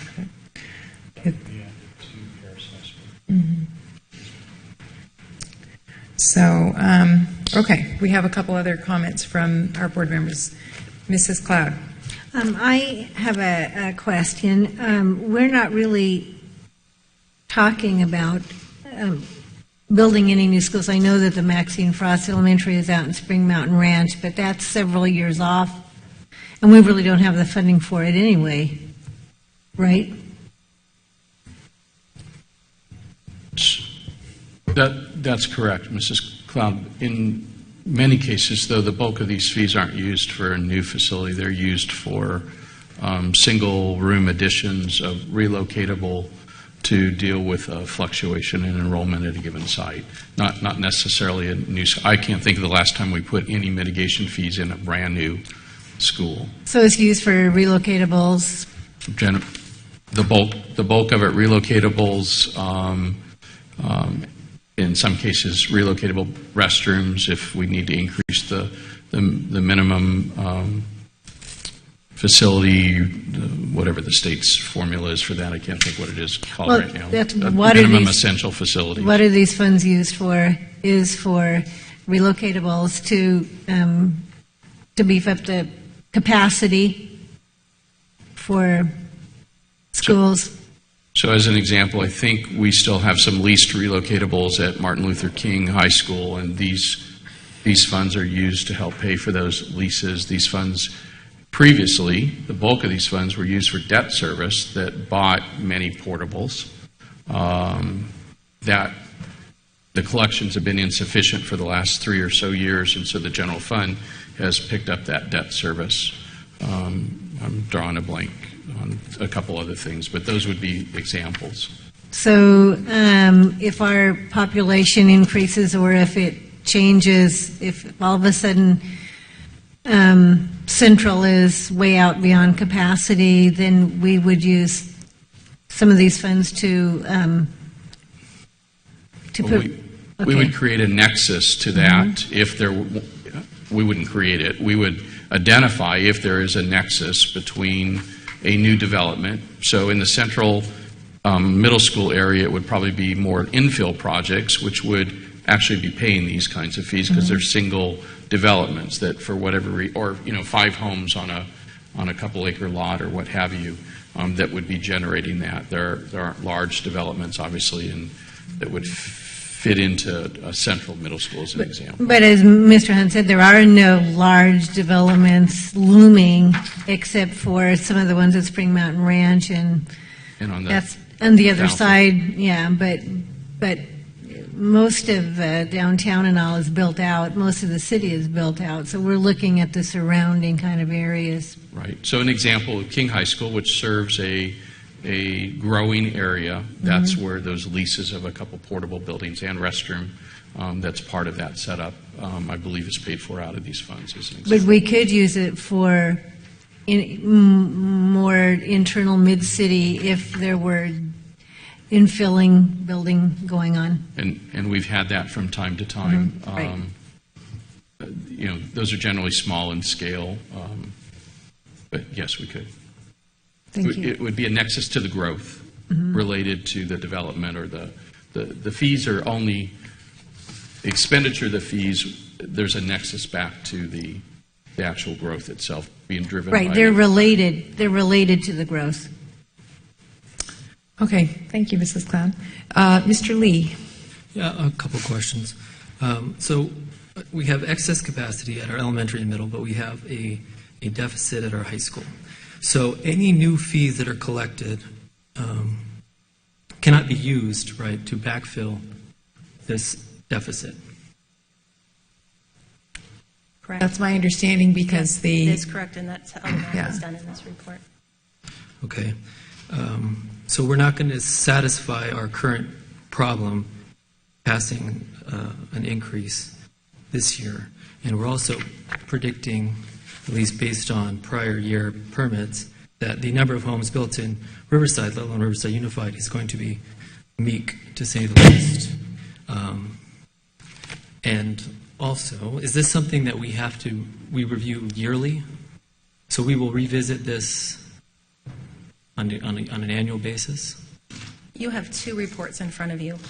The first report and the first item that was being discussed is the school facilities needs analysis. That is the one we're discussing that is proposed to increase to $4. That fee goes into effect immediately.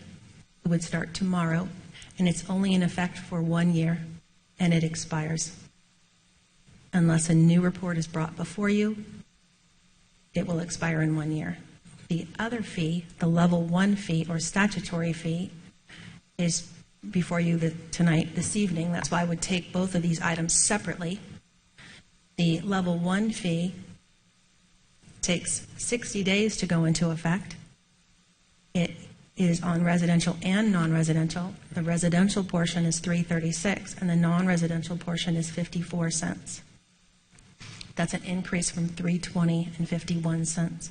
Those are set every even year by the State Allocation Board. So the last time we looked at this was 2012. For the level 1, it Yeah. was 2012. Yeah, I was I here remember. last year for the level 2. Yeah, okay, I gotcha. And, one more thing, sorry. You represent other districts in putting these together, these reports, and have those been presented to those districts? And if so, was a recommendation made to increase? And if so, did that board vote accordingly? The only board so far this year that has, Mr. Miller came to the board meeting and asked the board for an additional 30-day period was Val Verde Unified School District. Actually, he did not attend. His associate attended. Asked the board for a 60-day period, and their level 2 fee was proposed at $5.75. Wow. And the new report is being prepared. We have not received any information from them, so I can't tell you if it's right now. The district is keeping it at where it was. Okay. Mr. Hunt. Thank you.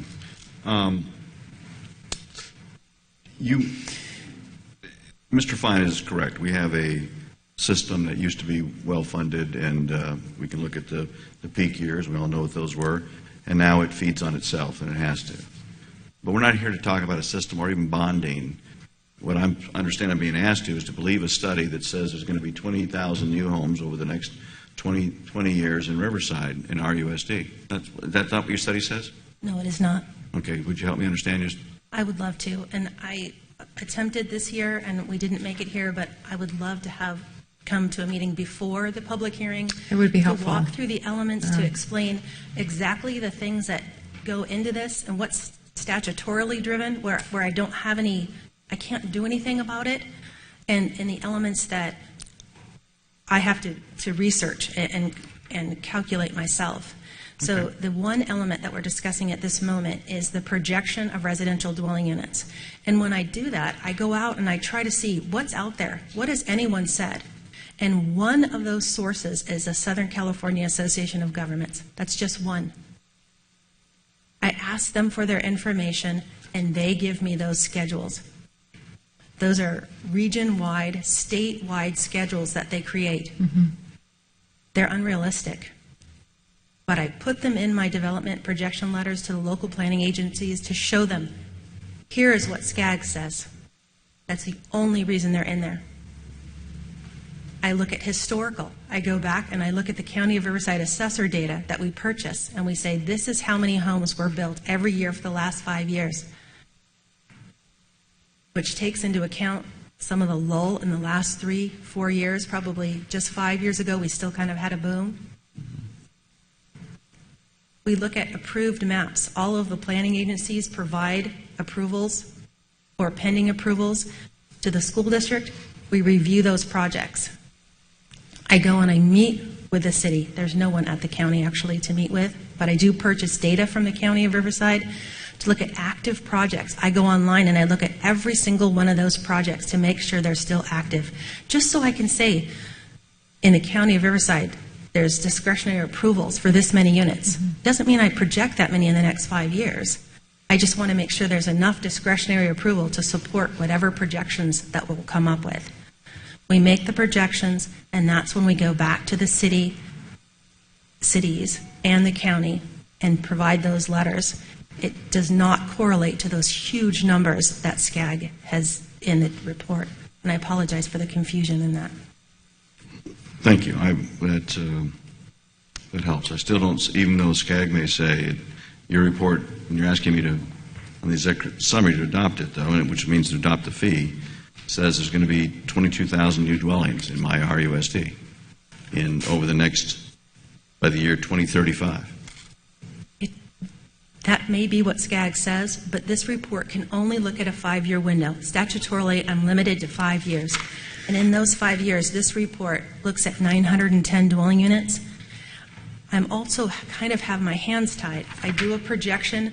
I give it to the local planning agencies per the statute. The statute tells me I have to take their advice. They bless these figures. It was 600 of those units are projected to be multifamily. 310 of those units are projected to be single-family detached units in the next 5 years. It doesn't mean if I divide it by 5, I'm going to get that many every year. They're doing their best also, and that's why it's only good for a 1-year period. There is interest in multifamily in La Sierra. We have the largest set aside of land for agriculture of any city in the state of California under Prop R Measure C. Or I might feel a little better about your numbers, but there just isn't the land to support. There is infill, there is Spring Mountain, as Mr. Fine pointed out, it's already been covered. There is some tracks that where Miller should have been built up in Lake Matthews that will come on eventually, but the market's not there right now. Interest rates, as Mr. Lee professionally knows, are looking to go up, and that's going to slow things down. So I do not support raising the fees at this time if that's the proper motion under. For this one, I believe it is. So I would vote to not approve. I'm sorry, what item is it? L1? I1? I1. Do you want to, okay, so the first one, all right, hold on to that. Mrs. Alavi? There's a motion. There's a motion, so that there should be a second to that motion. Yeah. So I'll second for discussion purposes. Okay, thank you. Okay, my question is, what would be the negative of not passing this? The fees stay the same, no houses are built. We pass it, no houses are built. I just don't understand this, I guess. It's sort of a non-entity, isn't it? Because we are having very little growth. Whether we pass it or not, it's going to have very little effect. Isn't that true? I'm trying to figure this out.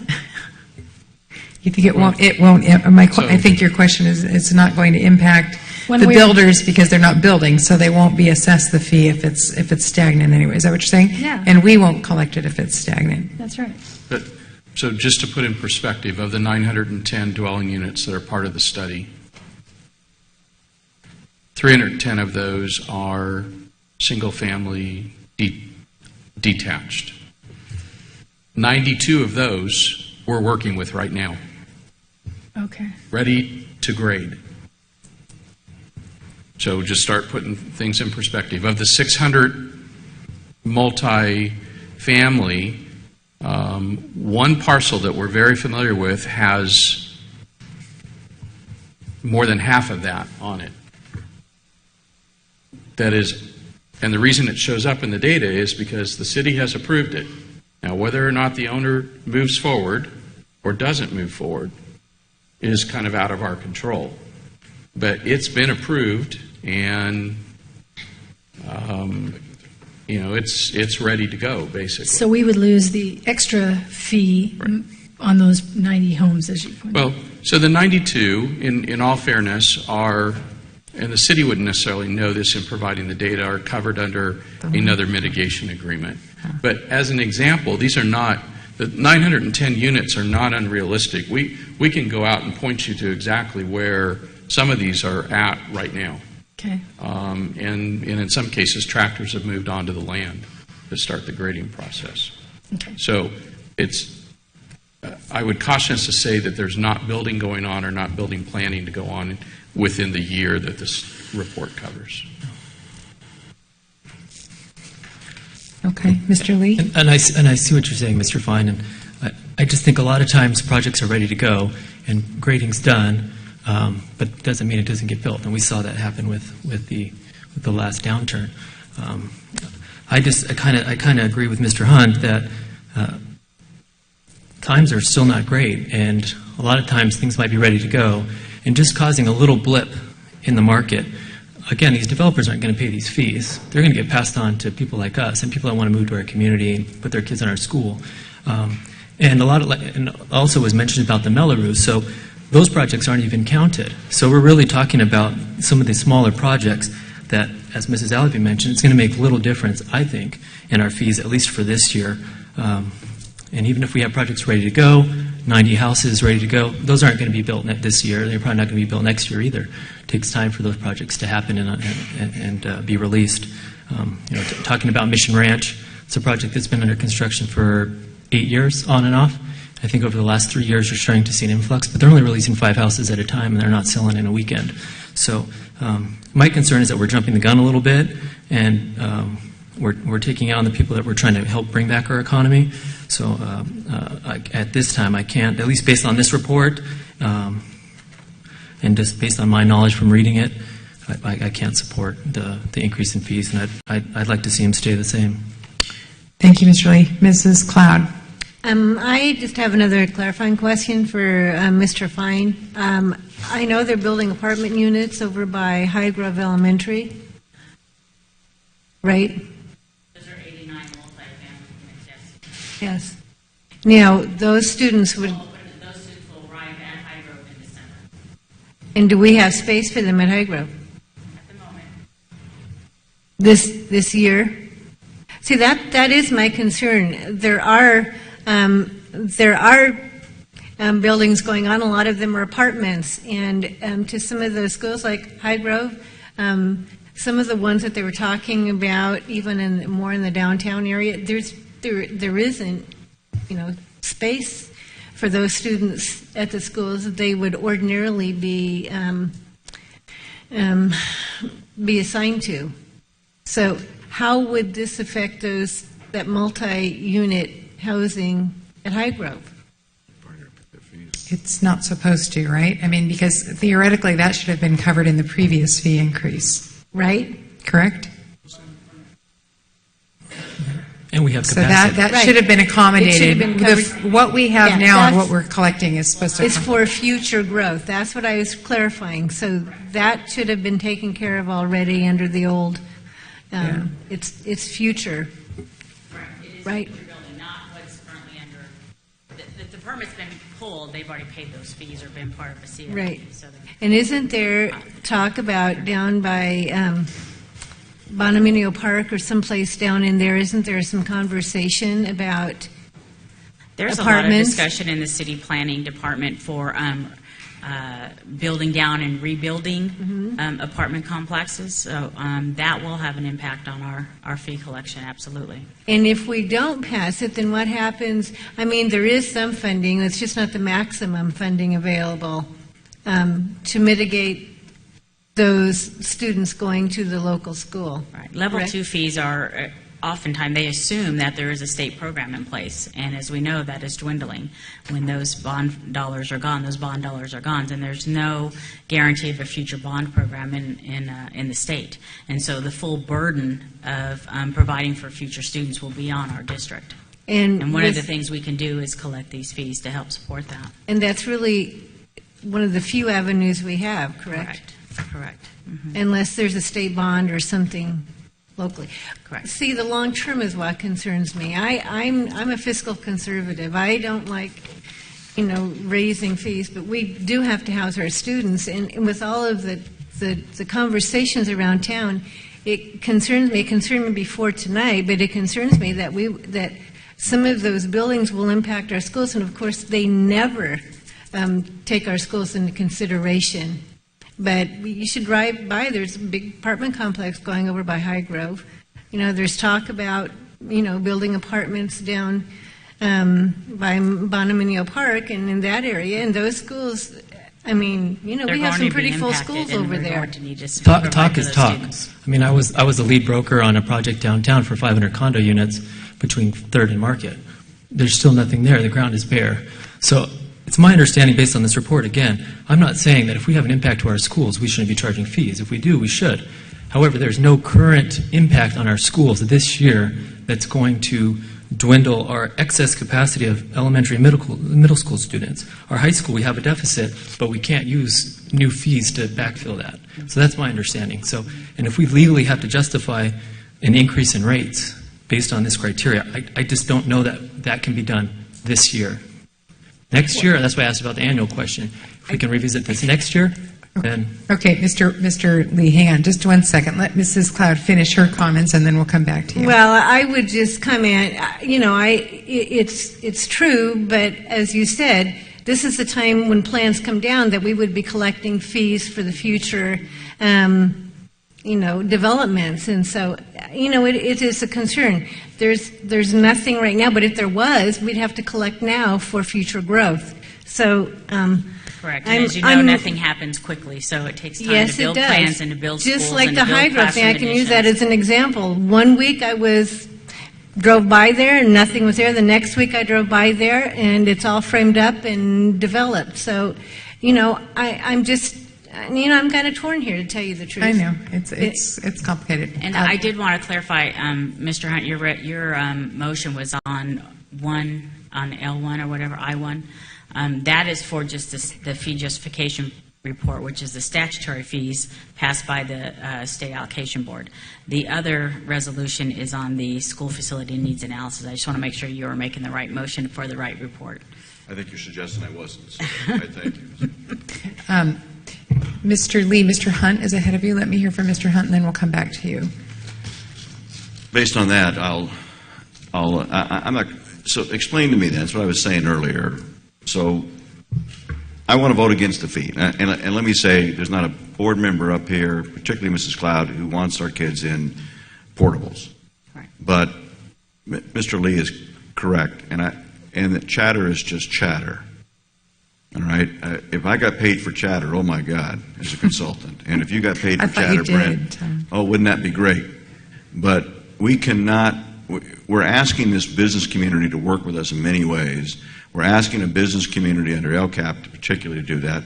We're going to be, the board has discussed about going forward with a GO, and I want to be sincere. This is the same board, you recall, with Dr. Beatty and I on the Finance Committee, that came forward and said, we will not do new fees to our community till we understand all the other fees that they're having to take on. Mm-hmm. So we're being a responsive and responsible board here, and it shouldn't be seen any other way. I don't believe that it is justified by chatter, and whatever the vote is, okay, Haley, whatever the vote is tonight, irregardless of it, next time this comes forward, you should have a component. Mr. Lee could help you with the Realtors Association. I'll be glad to help you any way I can with getting directly with some of the builders and things. But let's have a real discussion, not a one that's based on, could be maybe, you know, I understand what Mr. Fine's saying about the land we're all familiar with. Mr. Glass. Mr. Glass hasn't made the lightest peep forward that he's going to build anything there. He could. Well, but we had discussions with city planning, and so then we are using information that they are Well, let's come forward with what is actually, because again, we have a program that's about, or it starts this week about Grow Riverside. It's about Prop R Measure C. The largest set aside for agriculture in the state of California's history was Riverside. We don't have, unfortunately, for many things, we don't have the ground to build things on. And most of the high density that's being proposed in this city is on the other side of Tyler and not up the hill. I know there's some high density. I don't think that's completely true. Well, then I'm great to hear that. Prove it to me. Instead of just bringing this, well, there's people talking here and people talking. Show me that there actually is on a map of Riverside where things are planned, where maps are being, civil engineers are putting together track maps, and because you don't collect your fee on a track map, do you? Not until the permit's pulled. You don't get to the permit of the home, which, if we could share with the audience, if we started today on the ground next door to put homes, we wouldn't get to you and paying you for at least a year or plus. mean, we're talking about water quality, traffic. There's a lot of things that have to happen.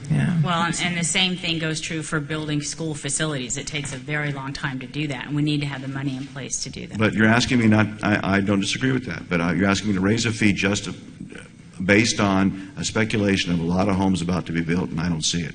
So, so should I withdraw my so you understand what I'm against? What should I do on the first item? What is the first item then pertaining? The first item is your fee justification report. This is level 1. This is by the State Allocation Board. This is the minimum, if you will, that we are allowed to charge. Okay. Level 1 fees. That's the fee justification report. Is that what we're charging today? No, actually, we're charging higher than that because we, again, did the same process last year, the school facilities needs analysis. And our fees last year were $377, which is higher than what the fee justification report was. The gentleman from the BIA, his opposition is then to item, I'm going to call them 1, item 1 or item 2? Item 2. Item 2, all right. So with that, and thank you for that clarification, I'm sure, from all of us, I'll withdraw my motion and wait for someone who's more clear on this. As far as being opposed, I will be prepared on item 2. Okay, let me go to Mr. Lee. He's been waiting very patiently. Mr. Lee? I apologize, Ms. Cloud, I didn't mean to talk over you. Oh, it's okay. But I believe I made my voice clear. It hasn't changed. But I'll take a stab at making the motion. I will vote to, or make a motion to, reject item L2. Is that correct? I think so. And to maintain the level 2 fees at their current level. Second. Okay, so we have a motion and a second to reject item I2. Okay, that's 1. And then we have another item we need to take too. Don't you want to take these in order? Well, that's what I'm trying to get to here. So we've got I1, which is just essentially holding steady, correct? Or is that that's the state increase? Okay, so that one we can do without, that's fine. So does somebody want to make a motion? Are we just rubber stamping that? Is that what we're saying? I mean, if we oppose that, what does that mean? Yeah. Well, I don't think we have a choice, right? Because it's statutory. It's imposed by the state. Is that correct? That was my understanding of that. I mean, if it's statutory, let's just get to it. I apologize. You do always have a choice. The level 1 fee used to be $3.20 Every even year, the State Allocation Board has the opportunity to increase that. They did do that on January 22nd, 2014, and the new level 1 fee is $3.3654. In order for a school district to start collecting that new level 1 fee, they must adopt a resolution and have a report supporting that level 1 fee. It does not go into effect for 60 days. Okay. Could Mr. Lee amend his motion to approve L1, but to reject L2? We're going to vote on them together? No, we're going to take them separately. Okay. That's what I think we're trying to do. All right. So the first one reflects an increase by the state, so we would adopt that. The second one is on top of that. There's an additional fee that we would impose, the level 2 fees, right? The state program put into place a 50-50 where the state funded 50 and the school district must fund 50. And that's when the building industry went to the state and they created together this calculation of a level 2 fee. That is the second item. Okay. And that would be on top of that would increase the fees even more than... It would be difference between $3.36 and $4. Yeah, that's my understanding. Okay, so does everybody understand that? Yeah. It's one or the other. They're not layered. Yeah, I get that. But I'm just okay. So what, Mr. Lee, did you want to make a motion? Or Mr. Hunt? Mr. Hunt is up before you. I'm going to yield to Mrs. Cloud. If my Oh, well, I'm Wait a minute, Mrs. Alavi's ahead of Mrs. Cloud, so who wants to go? I would like to make a motion that we accept I-1, resolution number 2013-14-31. Okay, we have a motion and a second to approve item I-1. And I have a question, but it's maybe more directed at item 2, so I'll wait. Okay, so let's vote on item I-1.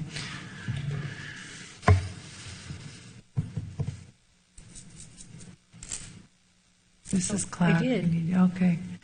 All right, so that motion carries, so there will be some bit of a fee increase, it looks like, this year, setting the level 1, and that's from the state, and so we're doing what they said, or sort of. And then now we're moving on to item I2. This is a little bit of the trickier one. Mr. Hunt, do you want to take a crack at this? Yes, I make a motion that we not approve the staff's recommendation to raise these fees at this time and look for them to come back at the, am I making the wrong motion? and to come back at whatever the next statutory time is. Is it? So your fees will actually drop from 377 down to 336 with that motion. And I just want to clarify, Mr. Lee, you had originally said to keep it at the current level 2 fees, so that's two different things. So Mr.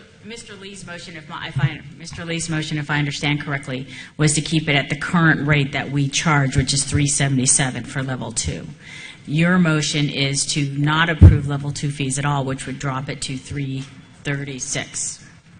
I think that might help the building industry be attracted to Riverside? Your opinion, really?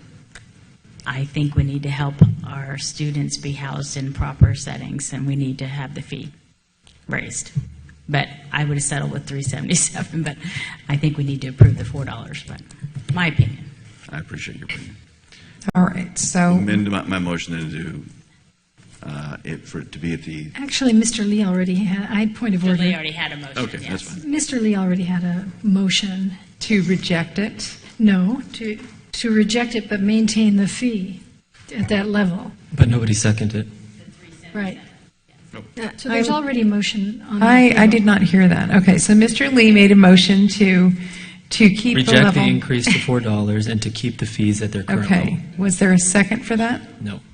And you Second. seconded it? Okay. Okay. And Mrs. Cloud? So Can there's you- a motion and a second, Can you please. come down? Well, there's a motion on the table, but I was going to ask if we, which I wanted clarification on, if it has to be done this month, if it could have been postponed.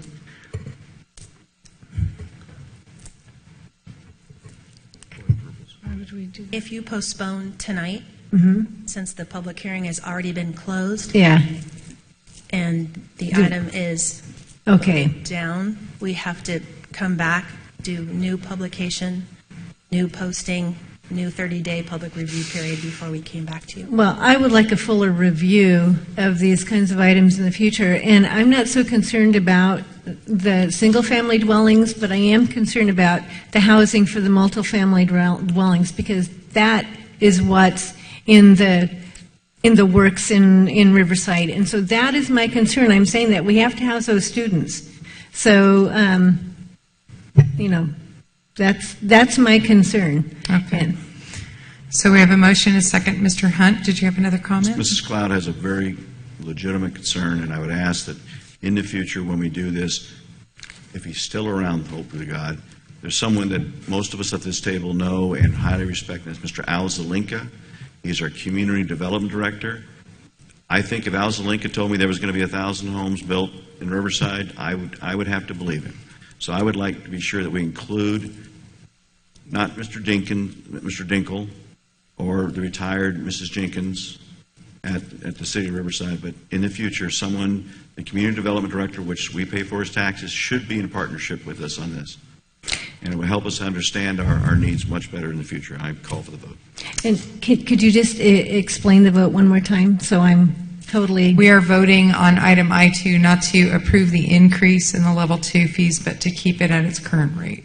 Thank you. Okay. I just, my first question on this, when this came up again, this was 2 years ago, we had the same discussion, I was just curious why this has not gone to the Finance Subcommittee first, because this is something that impacts our finances for the district, and so this was not, I was a non-finance committee, but I don't know why and in the future I would recommend that it does, so. We can certainly do that. We did bring it forward to the sub-ops committee. Okay. Yeah, prior because to it's this. because the bulk of it really revolved around the financing and what the needs of the district are. So that is something that really, we've hashed it out up here ad nauseum for an hour, and I think a lot of this could have been obviated by having it in a subcommittee.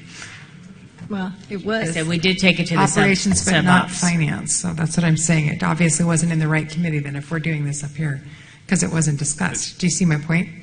It wasn't in the correct subcommittee then. It either needs to go to, or ops needs to send it over to finance, because the bulk of the conversation tonight is around the finances and the fees. So perhaps it needs to be in the finance subcommittee. And we can share it with both. Yes, I think that's the point I'm trying to make. So regardless of whether it was shared, right, it wasn't adequately vetted because we're having this conversation right now. So that's my point. Okay, so we have a motion and a second, and please vote. Oh, yes,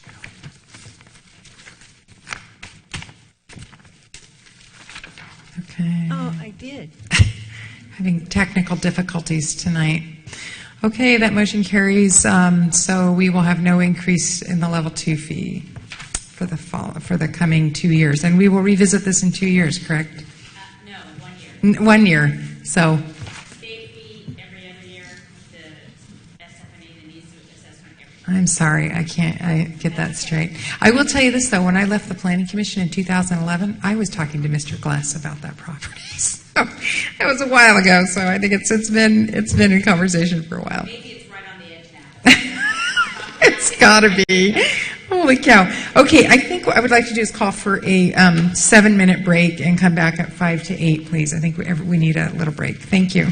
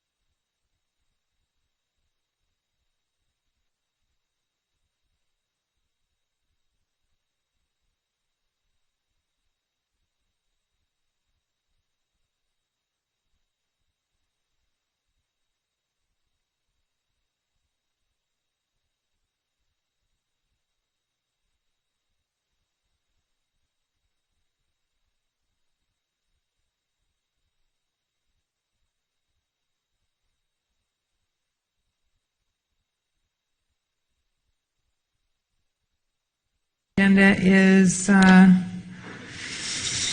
still on our action item I3. It's our interim financial report. We did hear this in the Finance Subcommittee, so but I know Ms. Meekins is going to speak to it. Yes. Thank you. Mrs. Locke Dawson, Mr. Fine, and members of the board, thank you for the opportunity to present the second interim report. Oh, I'm sorry. Before you see a budget development cycle. Line 1 is where we are right now at our second interim report. And then we are really looking forward to the governor's revised budget when it is released. Depending on your action tonight, we will probably not have a third interim report. Then we'll move into essentially what is next year's budget with the public hearing of the Local Control and Accountability Plan, LCAP, our public hearing for our budget, and our board adoption of the budget and the LCAP plan. All of those happen in June.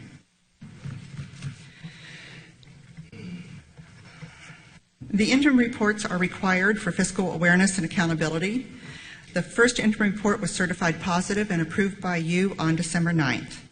This report reflects financial information as of January 31st, with budgetary information forecasted through June 30th.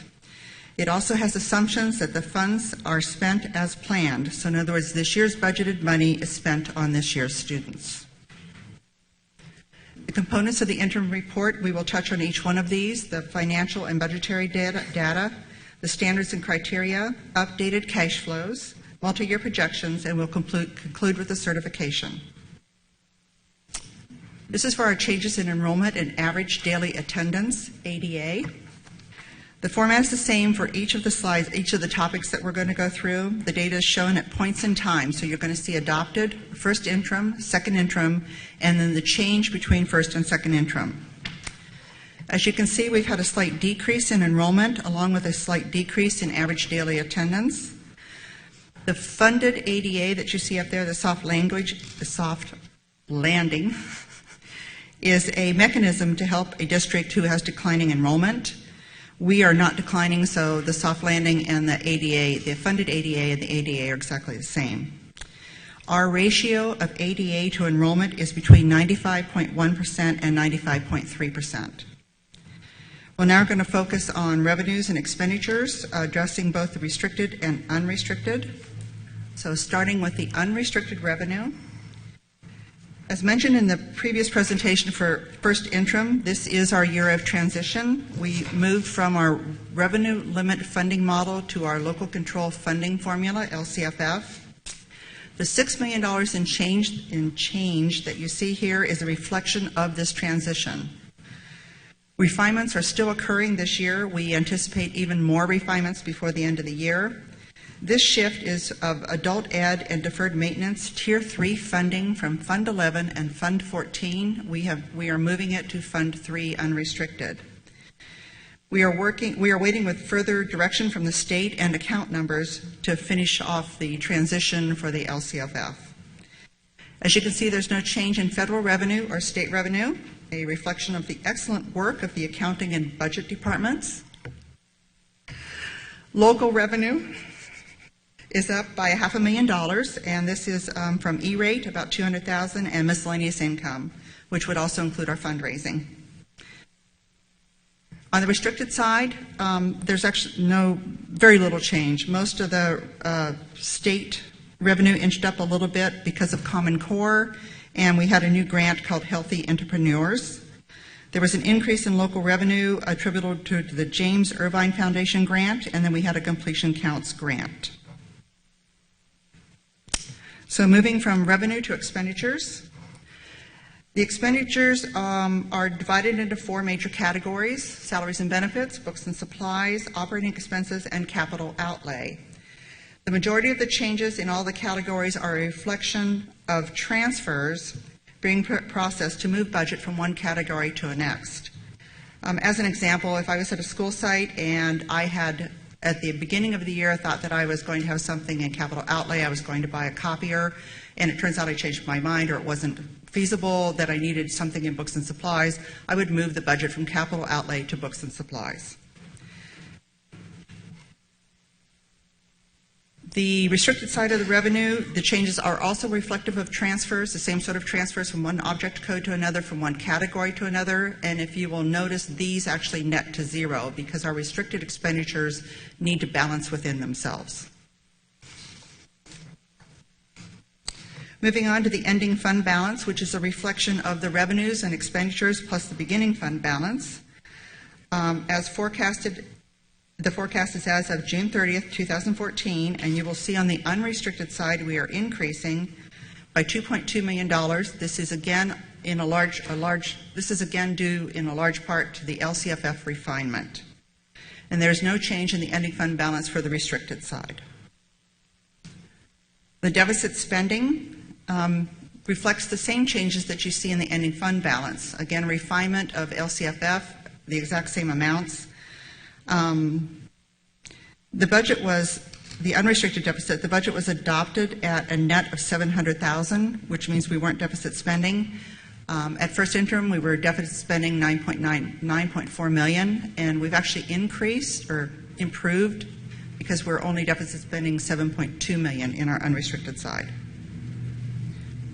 And then switching from budget to cash flow. This cash flow that we have, cash flow shows that we have and will have positive cash balances for the current year. The governor has proposed eliminating the inter-year deferrals, but our projection is based on current law, and so it includes $42.8 million in deferrals. Monies that are owed to us as of June 30th, the state has not or will not pay us until July or August. At first interim, that $42.8 million was $41.2, so our deferrals have actually gone up a little bit. Our option to borrow from other funds have become limited as our cash decreases in those reserves. Our bottom line is that cash flow is still critical and is scrutinized daily. This is a chart of our cash flows. The line at the top shows our actual monthly cash balances. And as you can see, it peaks in January, close to $110 million. We receive our payment for the Education Protection Act, the Prop 30 funds, in late December, so that's a reflection of that. As of June 30th, the cash flow balance is projected to be $47.6 million. Moving on to the multi-year projections. Deficit spending 2013-14 is 13.9, and if I can go back a couple slides to deficit spending, you'll see on the second interim the 7.2 and the 6.7. That's 13.9. We match. We have enough in our fund balance in 13-14 that the deficit spending, it was kind of planned for us, so we're okay there.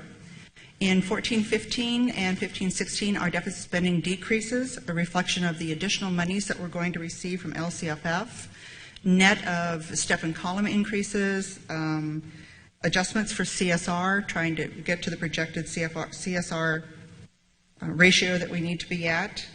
Our required minimum fund balances up there are reflective of petty cash, store inventory, restricted balances, and a reserve of 2%. The economic state outlook. As mentioned in previous reports, the economic outlook for the state reflects continued improvement. Reports from the LAO continue to indicate increased collections, but caution again is still recommended according to the governor because he said a significant portion cannot be counted on for ongoing revenues. Capital gain tax revenues are very volatile. And then we have the unfunded teacher retirement, state teacher retirement system that is also a continuing focus, and districts have actually been urged to increase 1% a year for their STRS contribution. That is not included in our multi-year projection at this time. We move to standards and criteria. These are the same two standards or criteria that were not met at first interim. The first one, criteria 4, we are outside of the average due to the new revenue model, LCFF. And criteria 5, we are slightly below the average, and this was caused by transfers related to LCFF. What does that mean? I'm sorry. Pardon me? Transfer? Transfers. We've increased our expenditure budget because we've transferred the expenditures from Fund 11 and 13 into Fund 3, so it throws us out of our regular percentages. Okay.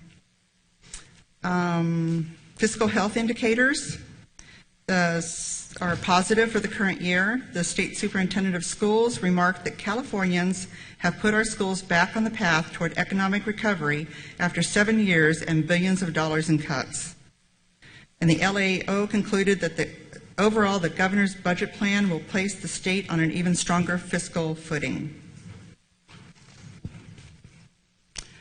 Staff recommends a positive certification for our second interim report.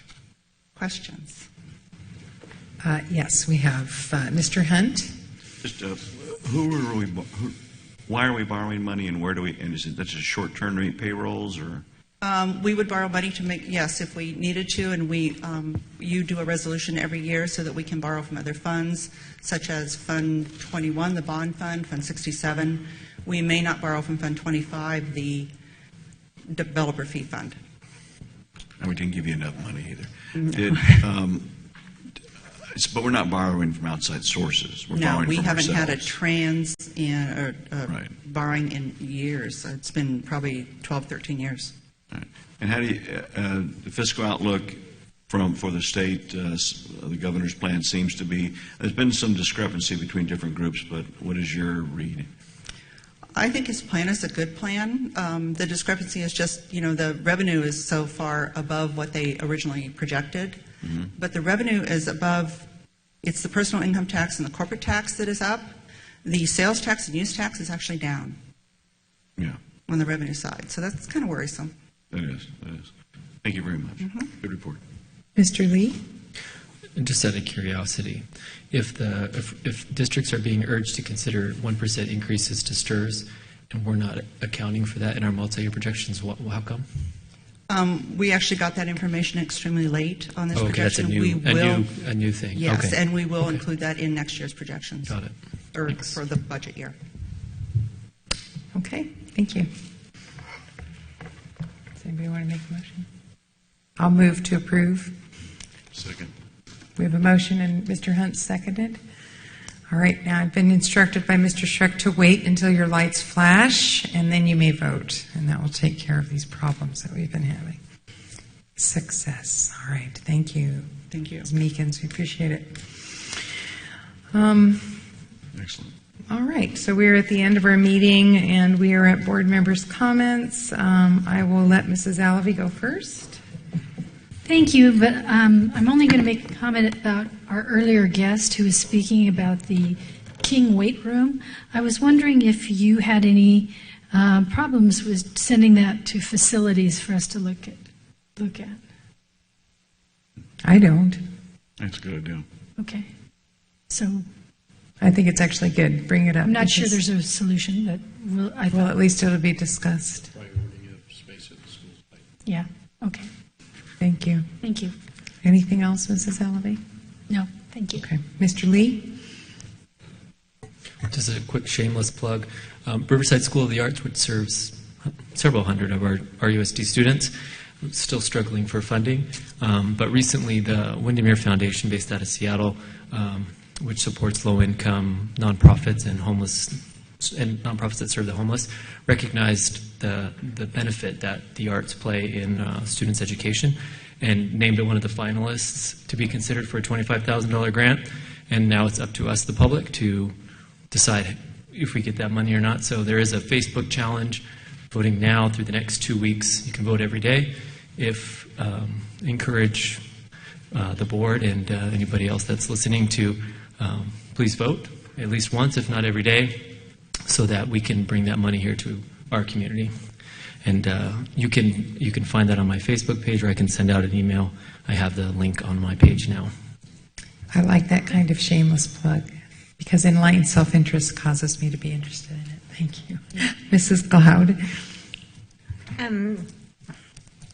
Well, I could put in a shameless plug too. Do it. Riverside Life Services Banquet is this Saturday night. They do a wonderful opportunity of supporting young and moms with unexpected pregnancies. So if you're interested, see me. The other thing I would remind us, and I know I sound like a nag, let me rephrase that. I sound like a mom, but the RCSBA dinner is this coming Monday night, and we are hosting it. And so those board members who can come and cabinet members who would like to come, Delane Easton, a voice from the past, is speaking. Let Cheryl know that you'd like to come, and PTA too. I should have mentioned it sooner, but PTA and all are welcome too. This is open to anybody who would like to come.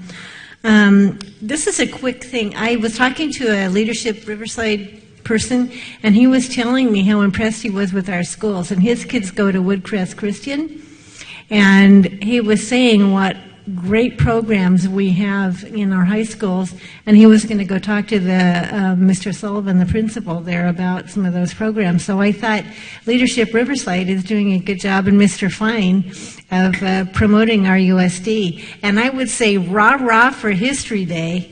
And the last quick thing is they got wind in Channel 7, since this is St. Patrick's Day, of a program at Bryan, one of the after-school programs they have. They have a partnership with the American Rose Association, and they volunteered. They actually helped them. There's a row of rose bushes around their perimeter in the front, put there by Jackie Williams 30, 20 years ago to keep the kids from jumping off the abutment there.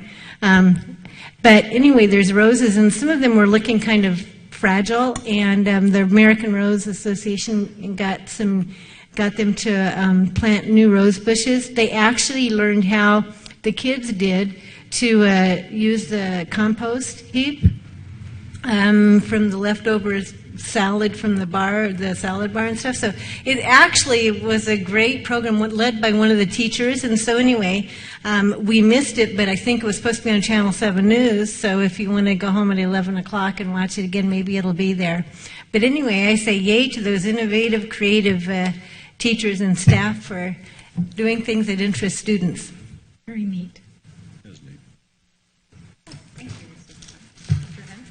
Thank you. Mr. Fine, what did you just say about it's a school site, about the wrestling? How did you determine that?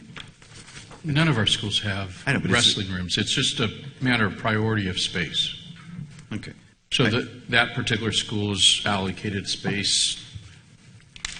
Ms. Alvey, in a different way. I appreciate you. I think it should be brought up, and the reason I asked, if you notice, I asked Mr. Kistler and I asked Mr. Carty, Coach Carty, when he came up about where kids are going. We heard that there's a young lady going to VMI. There's a young lady going to George Washington. She's the third Polly Bear to go to George Washington to play water polo. It would be interesting for Dr. Ermit to explain to us, because it was when my nephew went to was looking for a baseball scholarship.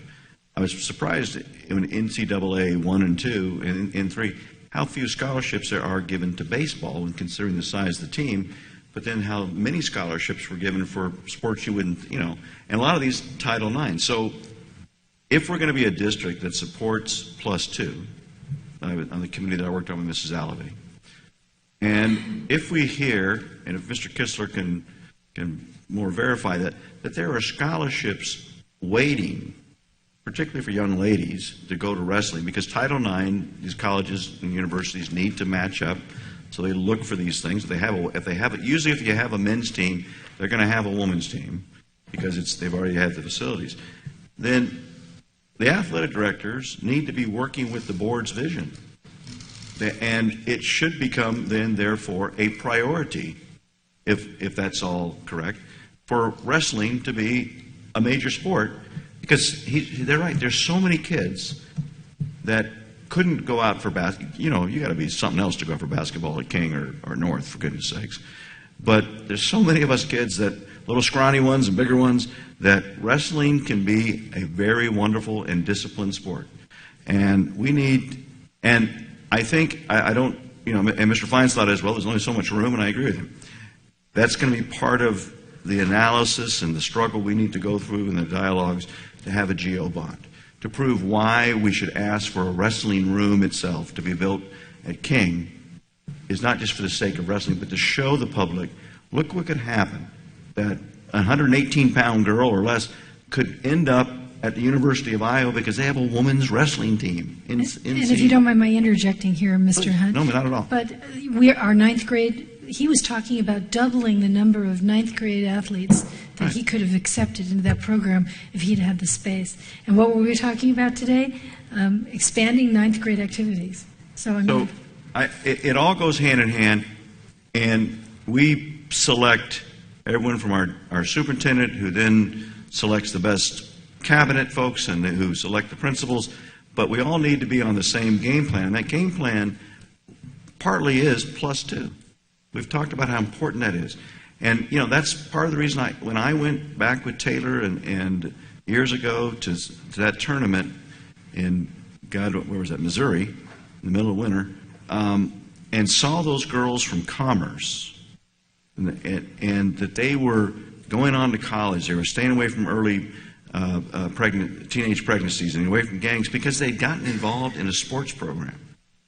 And one of them is now an Olympian, and one of them is the Goldie at SC. I mean, and it's the same thing we've seen with the young man with the cello a couple of weeks ago. So we all need to be on the same page, and I want the athletic directors to have their own programs, but I want them to understand if there's an opportunity for us to expand into sports, then that will give not just the +2, particularly the +2, but also to go beyond it. We really want to do that. So I'm not in favor of the calendar being just a regular. Let me just say why. I understand. It's only because I'm concerned about anything in the district that just becomes routine, and after a while we kind of, at least the calendar committee, and I don't think it's, Ms. Alva, I agree with you, it shouldn't be a committee, it should, but there needs to be, in government, there should always be, I think laws should have sunsets on them, that they have to be justified to come back. And it forces governing bodies to not get complacent. It forces us to ask questions, just like we did tonight. I mean, it's not always comfortable. But, and I think a good example of that is, I've always thought we've had this wonderful IB program. We talk about this IB program we have, but then we find out, and I'm an Alvord boy, that Norte Vista is 70-30 the other way. And I don't know, I get this wrong. I was asking Gail to help me on my cheat notes, but I believe it's the diploma is what we want to go for. I grew up in La Sierra. I was scared to go to Norte Vista. And they have a 70-30 diploma IB program. Ours is 30-70. It's not our fault. You get complacent in government. One of the questions I asked in my first year on the board is, why was there an intense English language learner program at Poly when most of the kids were coming from Ramona and North demographics? And the answer was, well, we've been doing it that way for 10 years. And I really can't, I got mad then, but we need sunset rules to evergreen things. We need to be looking at, that's what our role is, to check. Otherwise, it takes a tall student to come down here to tell us about the problems with programs that an A isn't equal to a 5. That young lady did 2 years ago. She shouldn't have to do that. That's our job. That's Judy and Bill's and Kirk's jobs to say, are we doing this right? Are we continually checking the product? Can we burnish it better? So I just want to be careful we don't get into those things. Two last things. One is I ran into Teresa Savage the other night. We all went to Reflections. That's what it's called, the PTA thing. And you remember that opening number that Andrew and the young lady did?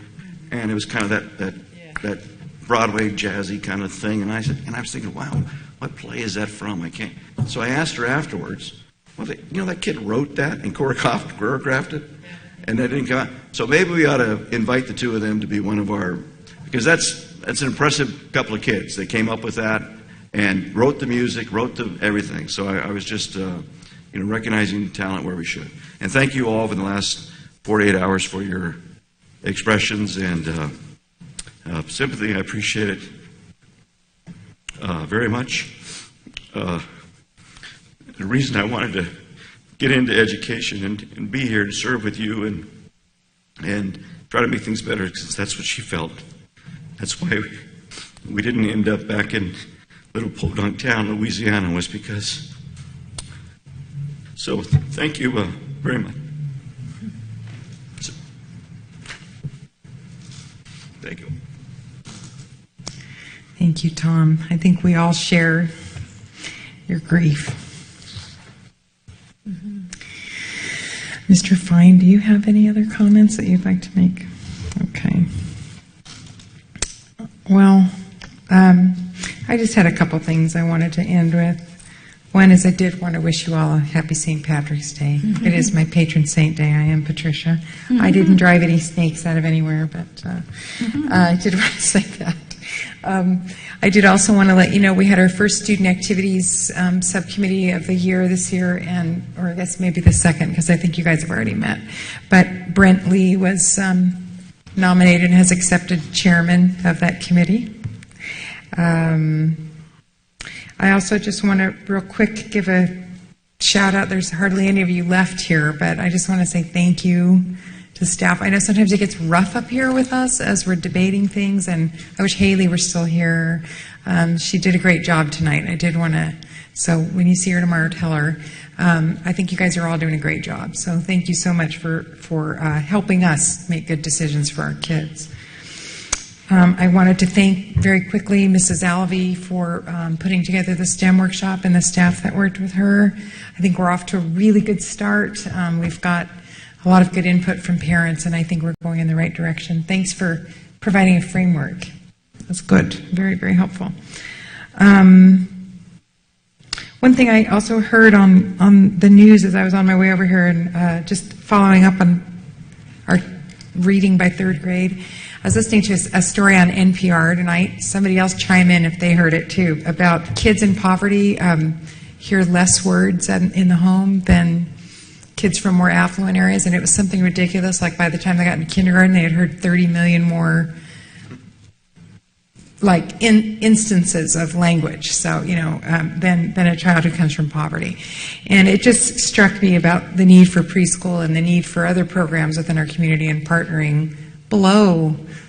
I know Mrs. Fred is a big fan of TK and pre-K, but even going beyond that with our community, I think this was in the city of Providence, Rhode Island. They had a partnership with the city where the city was going into the home and helping some of these children learn more words. So just something to keep in mind. And that is really all I have other than to adjourn the meeting tonight in honor of Mr. Robert Perez Garcia, who is aged 84, and he died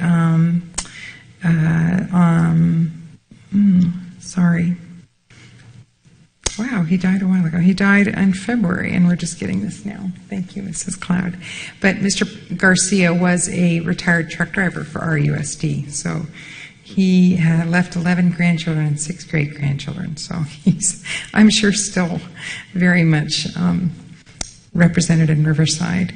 And I also want to adjourn the meeting in memory of Mrs. Joy Hunt, Tom's mother, who I know was well-loved and was a wonderful woman and did a wonderful job raising a trustee like Tom. So, You got to see my sister. Thank you. So we're adjourned for the evening.